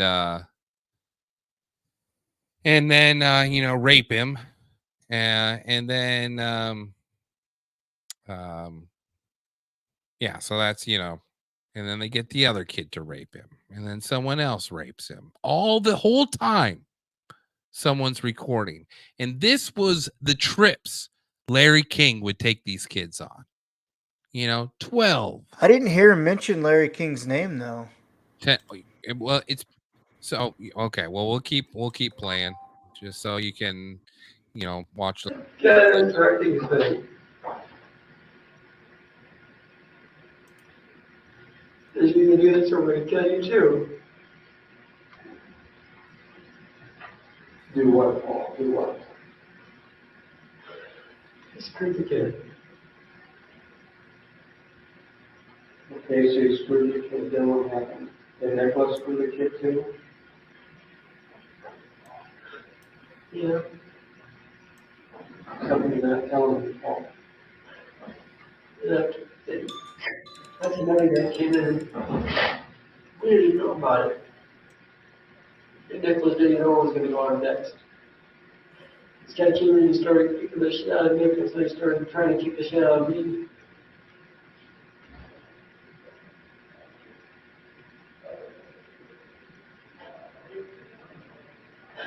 He started beating on the kid. Started beating on him. Who started beating on him? This guy that was with the film crew and stuff, he came in and started having sex with this kid. Okay. He was bleeding. Bleeding from where? Right. Okay. You okay? And then yeah, drug him around. Are you in the cage? He started dragging him around. He kept, he just dragging the kid around. He was trying to sex with him. He just tossing his kid around like Let us speak up.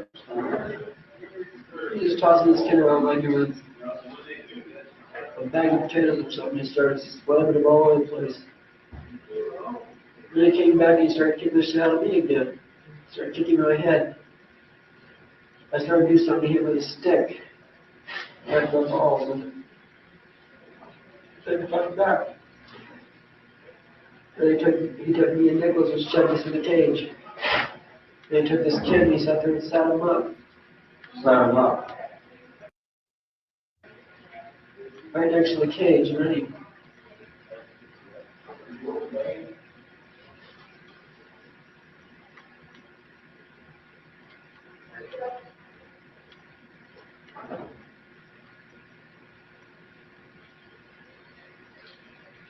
started kicking the kid in his face. The kid was just crying.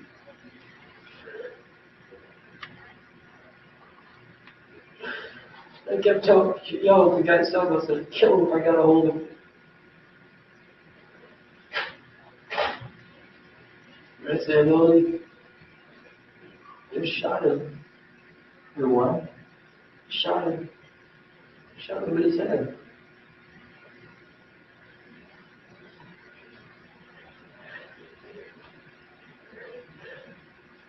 Right after that, I tried to kill myself. Took us back to the hotel and tried to cut my wrist.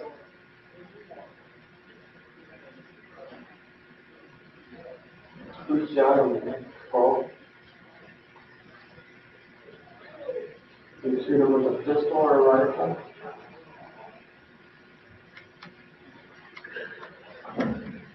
Because they had a gun. Pistol. Where exactly did they shoot him on his body? Shot him in his head. Front and behind? The front.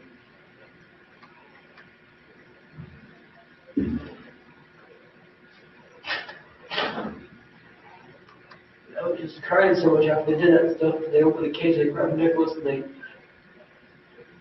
scared me to death. They took him and they drug him over into the woods and stuff. I heard a couple of shots. I thought they killed him too.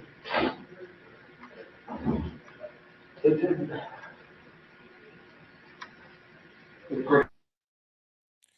Anyway, he goes on, and he does mention in there, it was Larry King. He flew in with Larry King, and he flew in with Larry King on that trip. He had also known a few other kids that Greg Garadori finds in this case as well. So, I mean, this is unfolding. Can you imagine being Gary and... Yeah, so that kid's what, gonna go to prison for partaking in this when he was at Puppet at the end of, like, that's all he really was. molested 3 children. That's what he was sitting in jail for.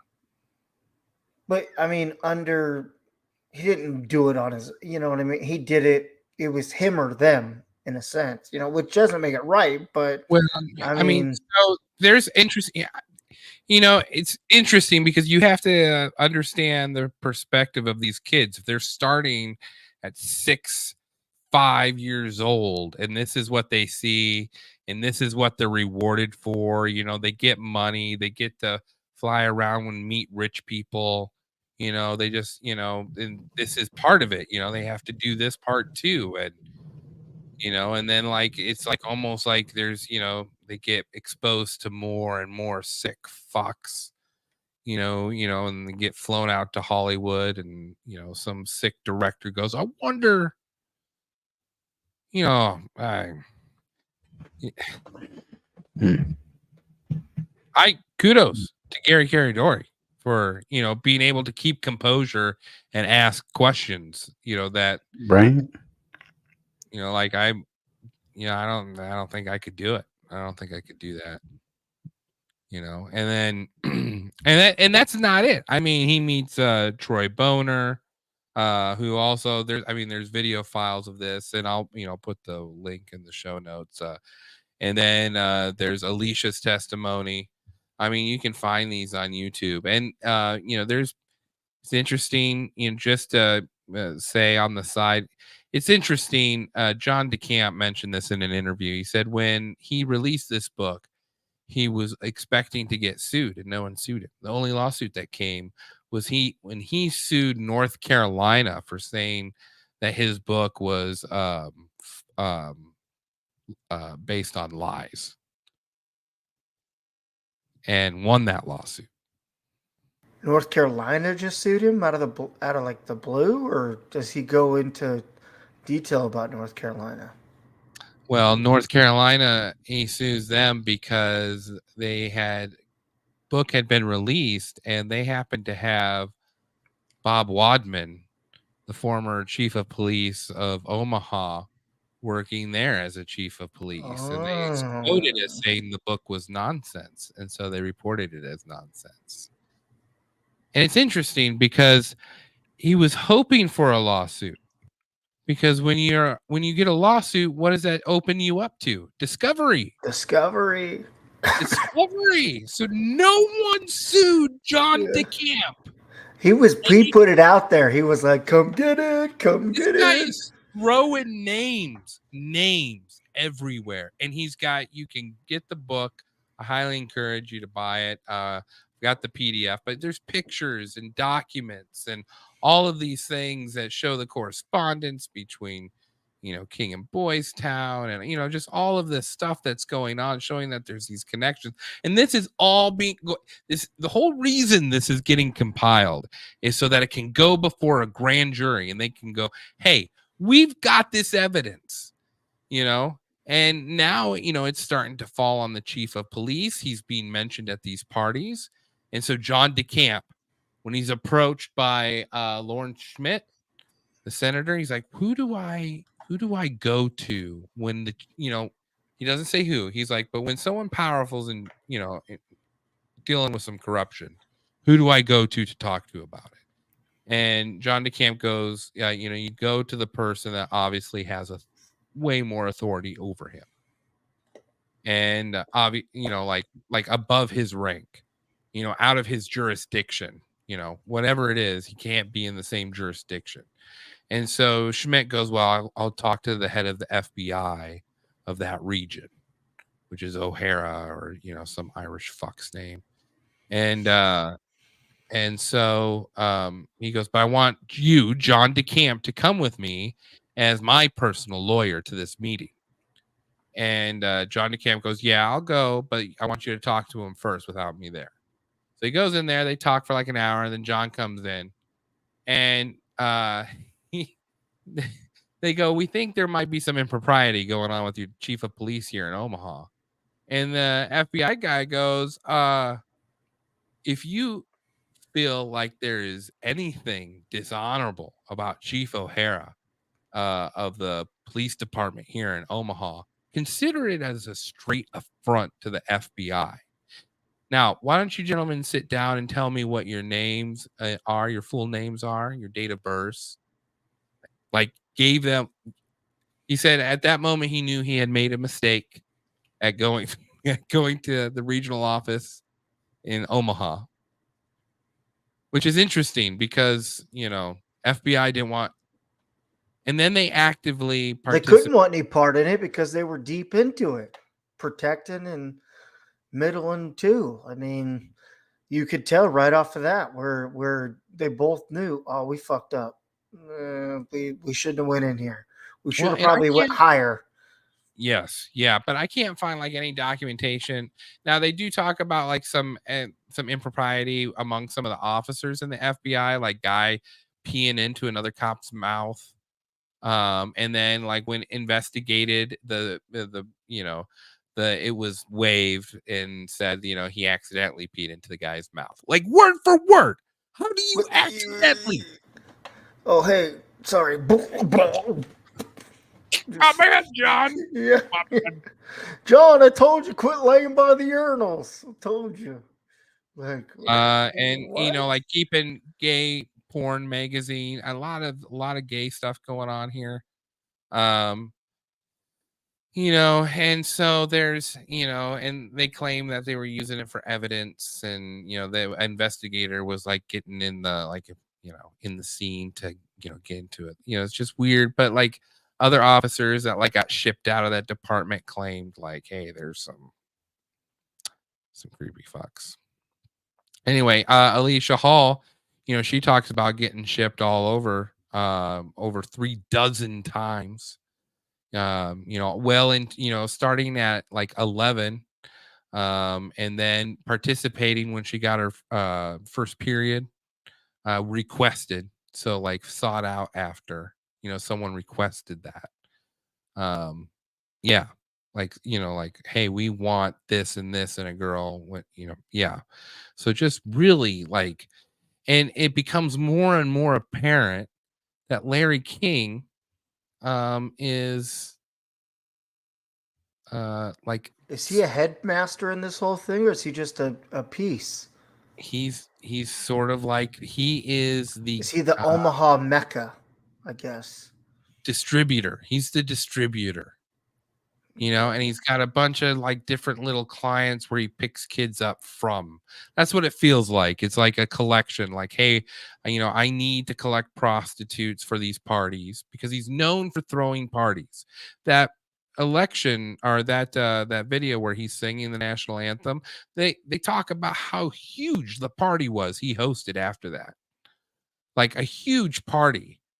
And so like that's sort of his standard. So it makes sense where this 40 million is getting cycled through, like he's providing parties, places for people to meet, get to know each other, build a little dirt if you have to on some people, just to keep them in line for that next vote.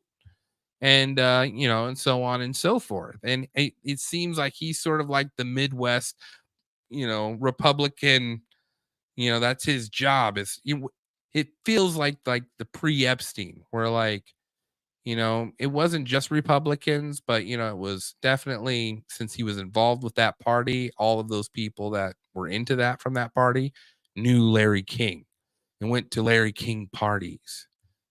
It's always funny about those people like, well, I heard Larry King was like into little boys, or I heard so-and-so, like fucking them young, I mean, countless accounts of that. But I want to get back into Kathleen Sorensen, the foster mom that took some of these kids in. And I just want to show you her account, because she was going to be they're going to make her a witness to this presentation before the grand jury. And this is her testimony to the Franklin Committee when Gary Caradori goes to interview her. And so let me see here. I'm just sort of like struggling. I can cover it. Like here. There we go.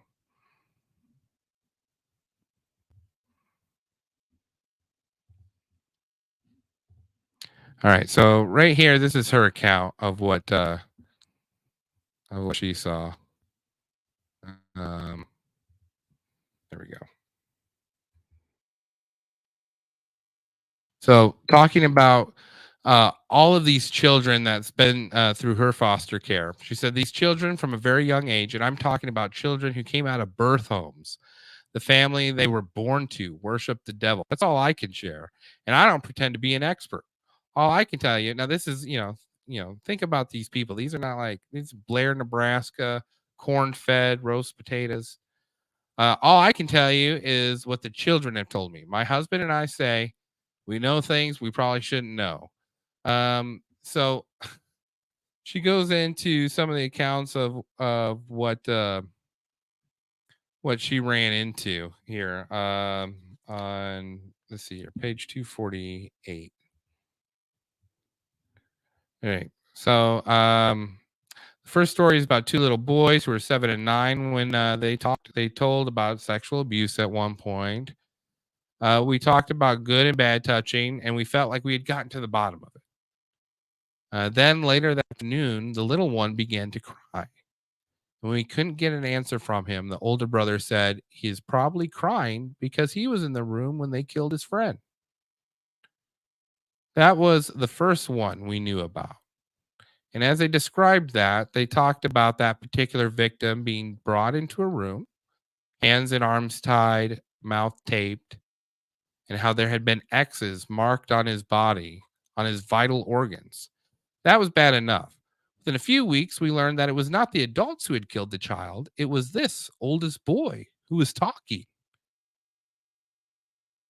The next person we talked to was a little boy who was very borderline mentally. He had language problems, and it was hard for him to explain himself. Everyone was startled at the way he talked. We were real sure. We knew he had not been around these other children or heard anything, but we began to let me move this over here. Question ourselves. Are we asking strange questions? Is something odd about us which make children come and dump these things on us? The part which made me believe the child's story, he talked about different babies being killed, but in this particular one being stabbed. He curled up in a fetal position. He was 9 when he was telling the story. He said they cooked that baby. I mean, doesn't this give you like Molech vibes? Yeah. Like, this is fucking straight up Molech vibes. He curled up in a fetal position. His eyes got real glazed. He said they cooked that baby on the grill. Oh, it was gross. It smelled like rotten chicken or rotten deer. He then went on to talk about how they cut out the sex organs to worship them later. He talked about throwing, listen to this. I asked him where the bodies went. I did not get any answers from the child about what happened to the bodies, but the other two boys who I spoke about first eventually talked about throwing the babies in the fire. And I asked about that. You mean they were dead when you threw them in the fire? No. Them was alive. Them threw them. Them was alive and them threw them. And by this time we were getting really freaked out. It's like, where do you find a therapist who can deal with this? The next child said that she was 9 when she first started talking about the killings. So they're like 5 years old. They talk about how she began to draw pictures of cats, and all the cats had tails that were on the other side of the page, or the leg was someplace else. And we began to work with her and talk, and she said she had to kill a pregnant cat. She said that she had to kill a pregnant. She first said that they had killed a pregnant cat. We said, well, how do you know it was pregnant? Well, she could not explain that. But as we got into it, she confessed that she had to kill the cat. When I asked her,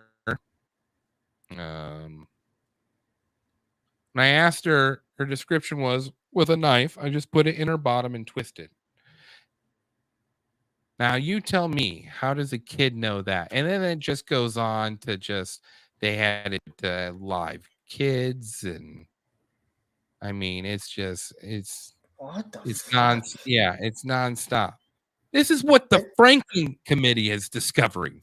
This is what I'm sorry. This is what Gary Caradori is witnessing. You know what I mean? Like he's going in there and he's like, I wonder what Gary Caradori, like, till his last dying breath, like having to live with this, having to deal with, like, I couldn't, like, this makes me sick to my fucking stomach. Like, and you think, like, I'm trying to think when all this was going on, like, there weren't that many movies or they weren't making stuff out there, like, you know, where you could get these ideas from. Like, you know, you could blame it on the kids being like, nowadays, oh, they saw it on YouTube, you know, they saw it on this. Like, back then, I'm not thinking there was a ton of footage and stuff out there like that where, like, you could be like, talk well, about maybe that stuff whatsoever.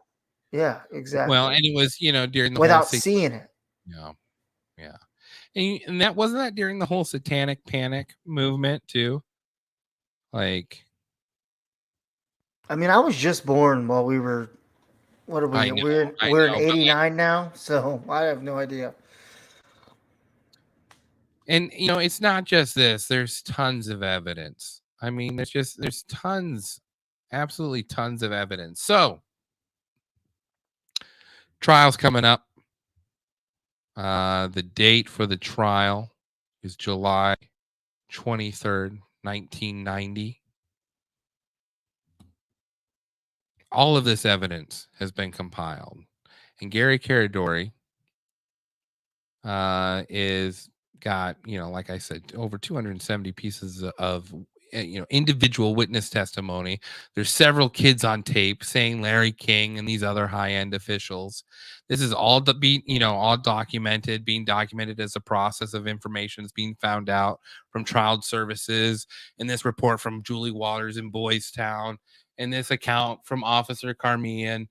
And now you've got, witnesses like Paul, I forget what his name is, Bellucci or whatever, and Paul Bonacci and Alicia Owens and Tony Boner. And, and I don't mean, it's such a hard name to, God damn it. So anyway,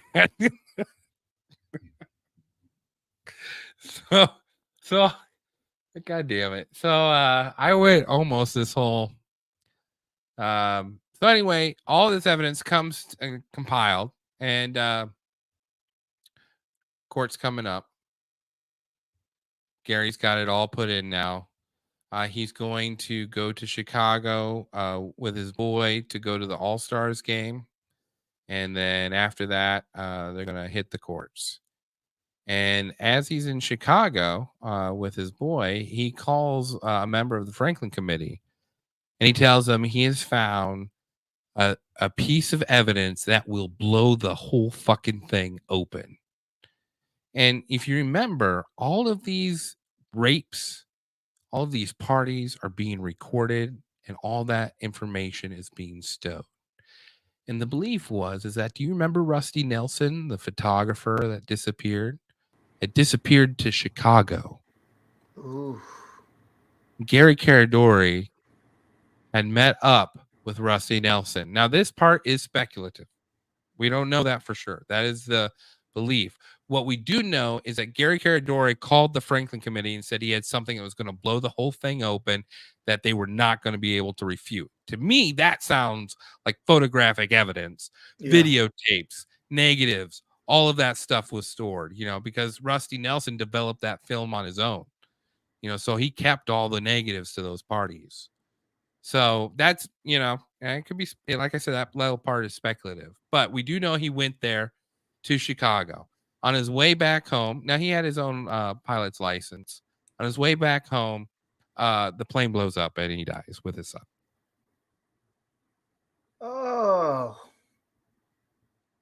Oh, shit. Convenient. Yeah, what the fuck? See, I thought he would die of old age. They took this motherfucker out. This to bring down a bank in Omaha.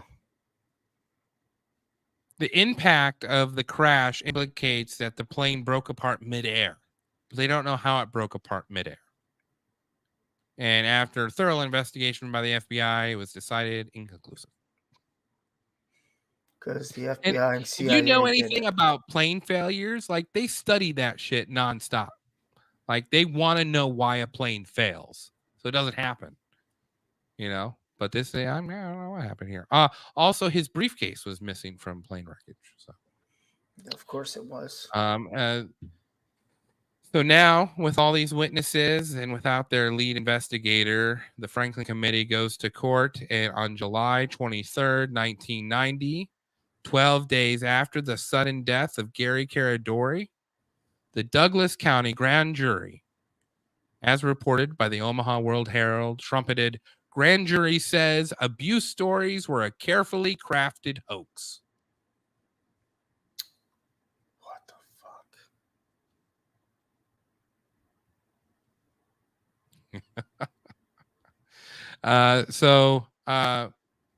Not only do they say it is a carefully crafted hoax, before being able to testimony, Kathleen Sorensen died in a head-on car collision with two other guys that were driving the other vehicle that had been picked up on animal abuse charges, several animal abuse charges. Pawns. So Kathy was the one that was doing the interviewing, right? She was into Boys Town? No, Kathleen Sorensen was the foster mom that was describing those stories of having the kids telling them that they killed cats and, killed babies. Yeah. I mean, they had a story where like they would get all the kids in a church on Christmas, and on Christmas Day, they would have this big party, and then everyone would be given a knife, and they'd bring in a baby, and then they would all cut the baby, and then they'd give the knife to the kids, and then the kids would cut the baby till it died. And they would celebrate that because that was the symbolic death of Jesus Christ. Instead of Christ being born on that day, he dies that day. They kill an infant baby. So, like, she said that for like 10 of these foster kids that came through, this was the hardest like time of the year for them, because they would just hear kids screaming in their ears because it'd be an infant crying as it got slashed to death. They didn't just kill the baby softly, they slashed it. So she dies 1989 by a freak head-on car collision where the two kids are known for rampant animal abuse. And the grand jury decides that there is no this is a quote. They have cleared Larry King of child abuse. We found no credible evidence of child sexual abuse, interstate transportation of minors, drug trafficking, or participation in pornography ring by King or other Franklin officials or employees. To the extent that homosexual relations occurred having such employees or officials, the evidence we were able to uncover showed these exchanges to be voluntary acts between persons above the age of consent. That's not it, gentlemen. That's not it.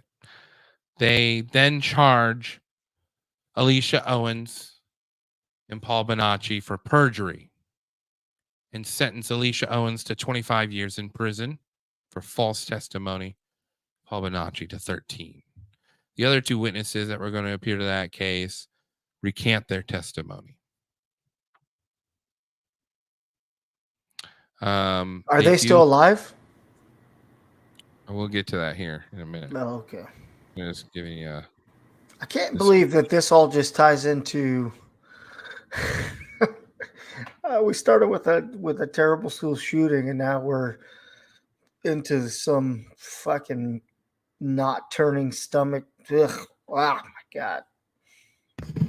Yeah, I don't know. This is not where I thought we were going there, Corey. Neither did I, man. I mean, really, neither did fucking I. I didn't want to go here. So this leads to like these two boys getting fucked, and then they decide to shoot a school in 1999 because of this Franklin stuff. Yeah, this was crazy. You know how I keep mentioning this is the updated book, the 2004 edition? You know how I keep mentioning that? There's a reason. It's because in his preface that he writes for the book, he takes that whole page and a half and dedicates it to the shooting in Columbine. and how the cover up he experienced here. And we're not even done. I mean, like, let me just go to 15 people die in the process of this investigation. And they have a list here. Bill Baker, restaurant owner in Omaha, partner of Larry King in homosexual pornography operations, found shot back of the head. Sean Boner, brother of victim witness Troy Boner. He died of a gunshot wound from Russian roulette. Gary Caradori, we talked about him. Airplane blew up. His boy, who was 8 at the time, also died. Of course, these guys didn't care. These guys didn't care about Nope. kids whatsoever. So that didn't bother them to just, and then we have Claire Howard. This is interesting. Remember Alan Bear, the semi-pro hockey owner, right? His secretary dies.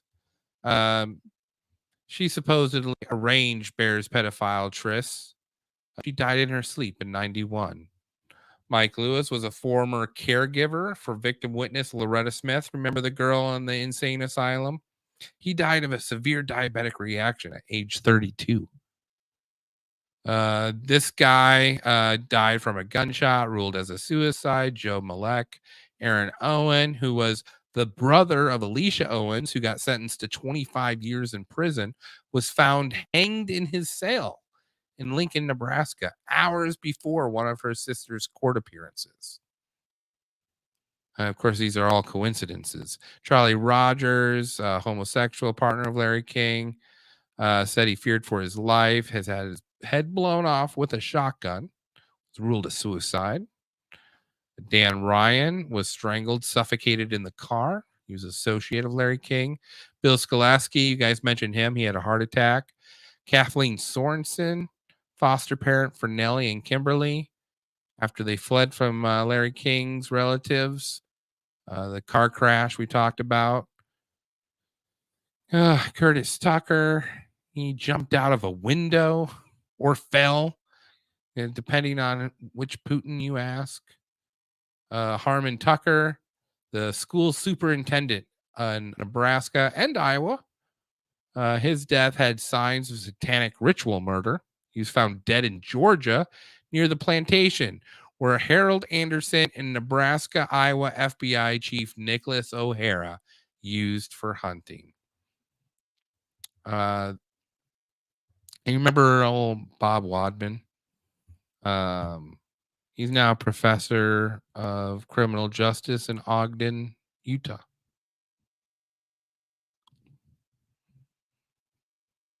You don't say. Really?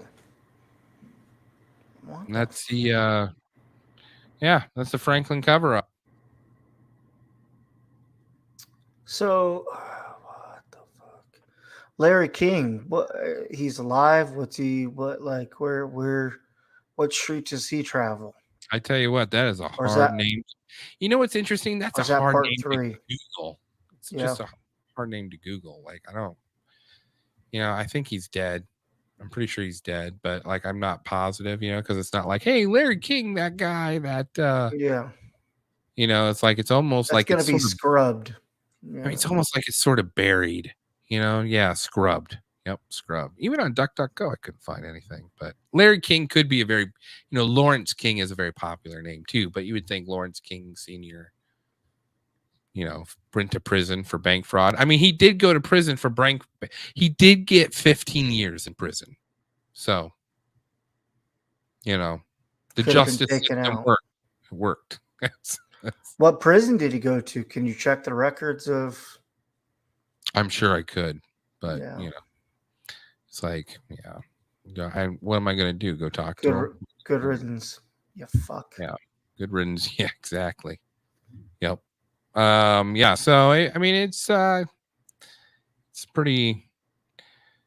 It had like strong, had strong Molech vibes with some of these stories. I remember very much the sacrificing of animals when I was a kid in Vermilion.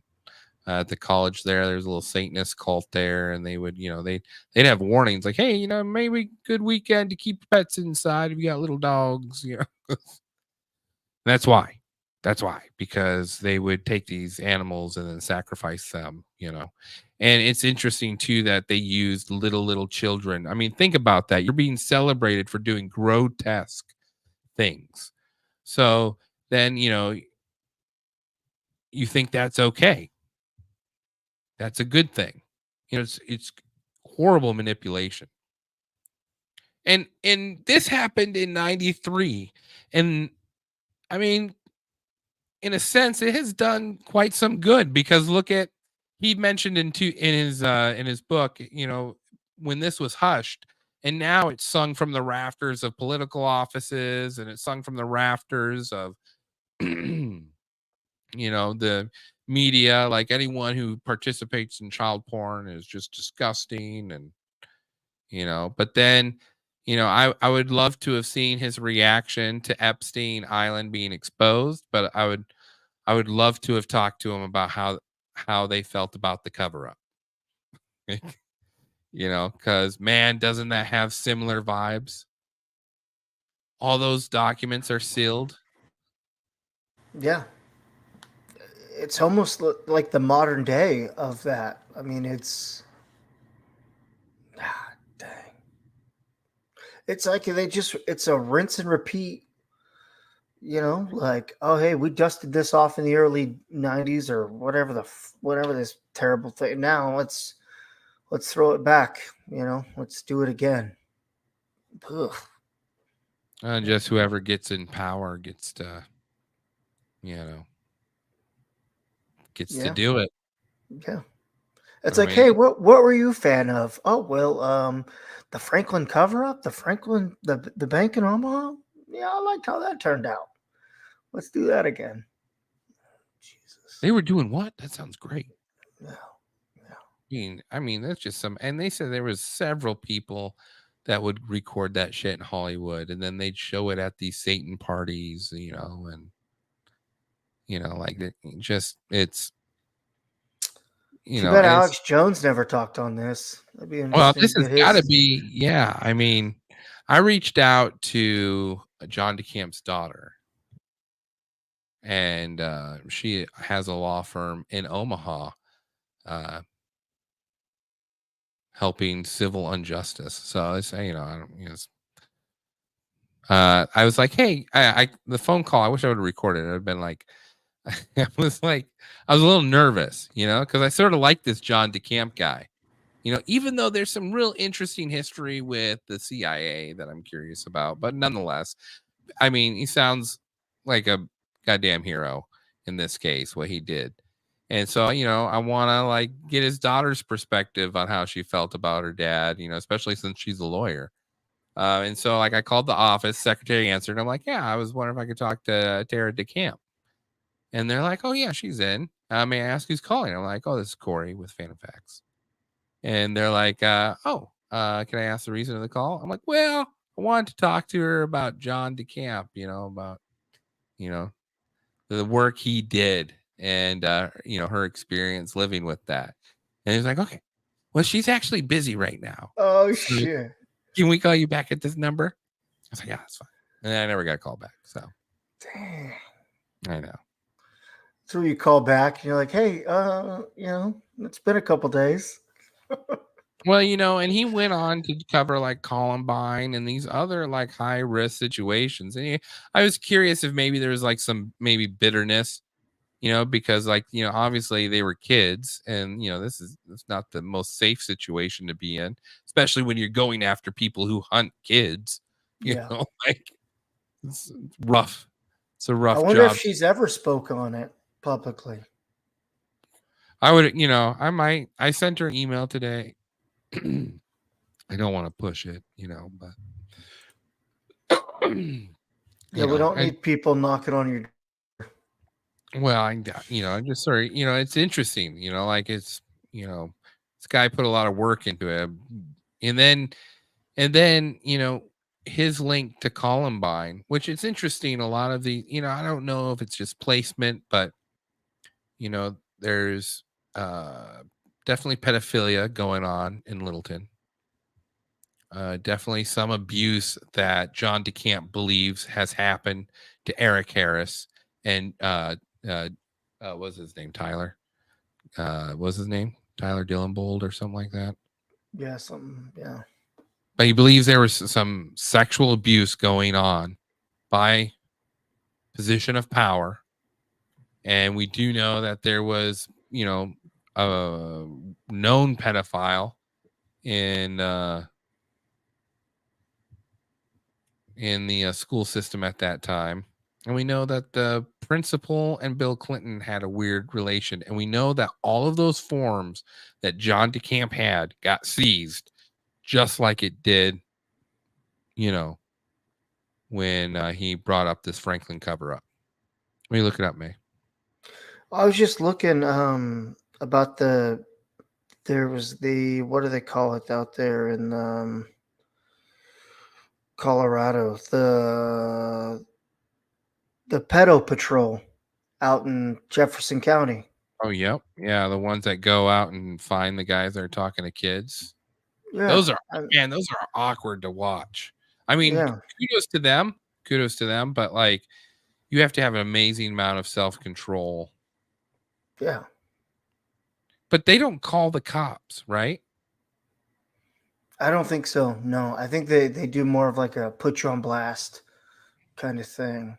But because that's what the wife was telling me about, how when I was telling her about this whole thing, that to look into that pedo patrol, because I didn't know that was such a rampant thing in Jefferson County in Colorado.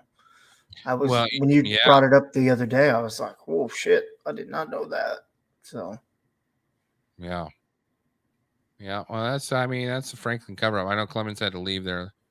It's a little longer show than we're normally used to, but there's a lot to cover too, and it's a lot to like explain and not make it sound absolutely insane. Yeah, I mean, it's insane. So, and there's no gross. way. Yeah, it's, and that's the crazy thing, because we both have kids, and it's like, what separates us from them? You know, why isn't it? You know what? Like, it's our biggest fear as parents. Is you're like, oh my god, like I couldn't imagine. And then, you don't know if some of these kids are given away freely, like for the whole sacrifice thing, to hope to God they get a better future, or what it is. It's just, ugh. They called them power meetings because you get power from them. Yeah. And that's like, man, that's just those. And it's interesting in the documentary that was going to be published on Discovery, up to the week it was on to the TV guide, and then got deleted. And I told you about this, right? Where it got deleted. They don't talk about any of the Satan stuff, and I'm curious. We're gonna have the guy that made that video on next week, and real respected and investigated journalist. Very does not like conspiracies. He made that very clear in the email. He's like, I'm not a fan of conspiracies in any way, but that's good, because I just he went there for I think like 8 weeks and investigated this whole Omaha thing in '93. Like, he's way closer to it than we were. And so he's going to come on the show, and we can ask him questions about his gut feeling about, because there are some strong claims about some of these kids. Now, according to John DeCamp, the best way to make a kid seem like they're not reliable in court is to say they're psychotic or have a mental disorder, or, it completely invalidates their story if you say something like that. Yeah. And he said that that tactic was definitely used on Paul Bonacci, on Alicia Owens. They wanted to even that foster mom, she said that there was a couple of them or that she felt like she didn't feel come out and say it, but you could if you read it, it's talking about delays or problems. So like you said, it's an easy way to write it right off and be like, oh no, there's something wrong with that kid. So, well, and I mean, if you, So you're telling me it's a carefully crafted hoax with a bunch of insane kids, or it's either a bunch of insane kids have all similar stories? Yeah, it's. I mean, I think it's the similar stories. I think they all went through it, you know, and it's just if you get enough people together, and it all matches, you're just gonna think like it's almost too crazy to believe. You're just gonna be like, whoa! But the 18th time you hear it, you're like, okay, what in the fuck? What did we stumble upon? Because I don't want no part of it. I mean, have you heard about this secret Nebraska group called Arkaban? No. It's Nebraska spelt backwards, and it's like a KKK, half Satan worship, half KKK thing. Yes, and it's 150 years old. Since the start of the state of Nebraska. Yeah, see, I don't like any of this because I just I fear like Tom Osborne's name's gonna come up, or like Warren Buffett, like they, you know. Well, and it makes sense about Joe Pa and Jerry Sandusky. Like it was not hidden. It was just looked the other way. Well, yeah. And so it went all the way up to all these institutions, like there was a great movie they made about these, like, I forget. What did you call it? The Nebraska what? Because I need to ask my stepmom. Just Nebraska spelled backwards. I forget how it's pronounced now. It's fucking stupid. Of course, they would leave it to a secret, stupid Satan cult in Nebraska. Just like, hey, we'll spell it backwards. Spell backwards. Everyone can remember that. You remember that, Harold? Yep. So, and it's a cult or a. Yeah, it was like, well, it gave me like they all dressed as like these Egyptians, sort of, but like with there's pictures of it in the book. So like I'm gonna put the book in the archives, the PDF, so everyone can see it. But like there's pictures of what these fuckers look like. And I mean that's the Franklin cover up. I don't know. That's where we went from Columbine to this. Has she heard of it? I don't know. I'll ask her tomorrow. I text her to see. Okay. Yep. Throwback Thursday. Yep.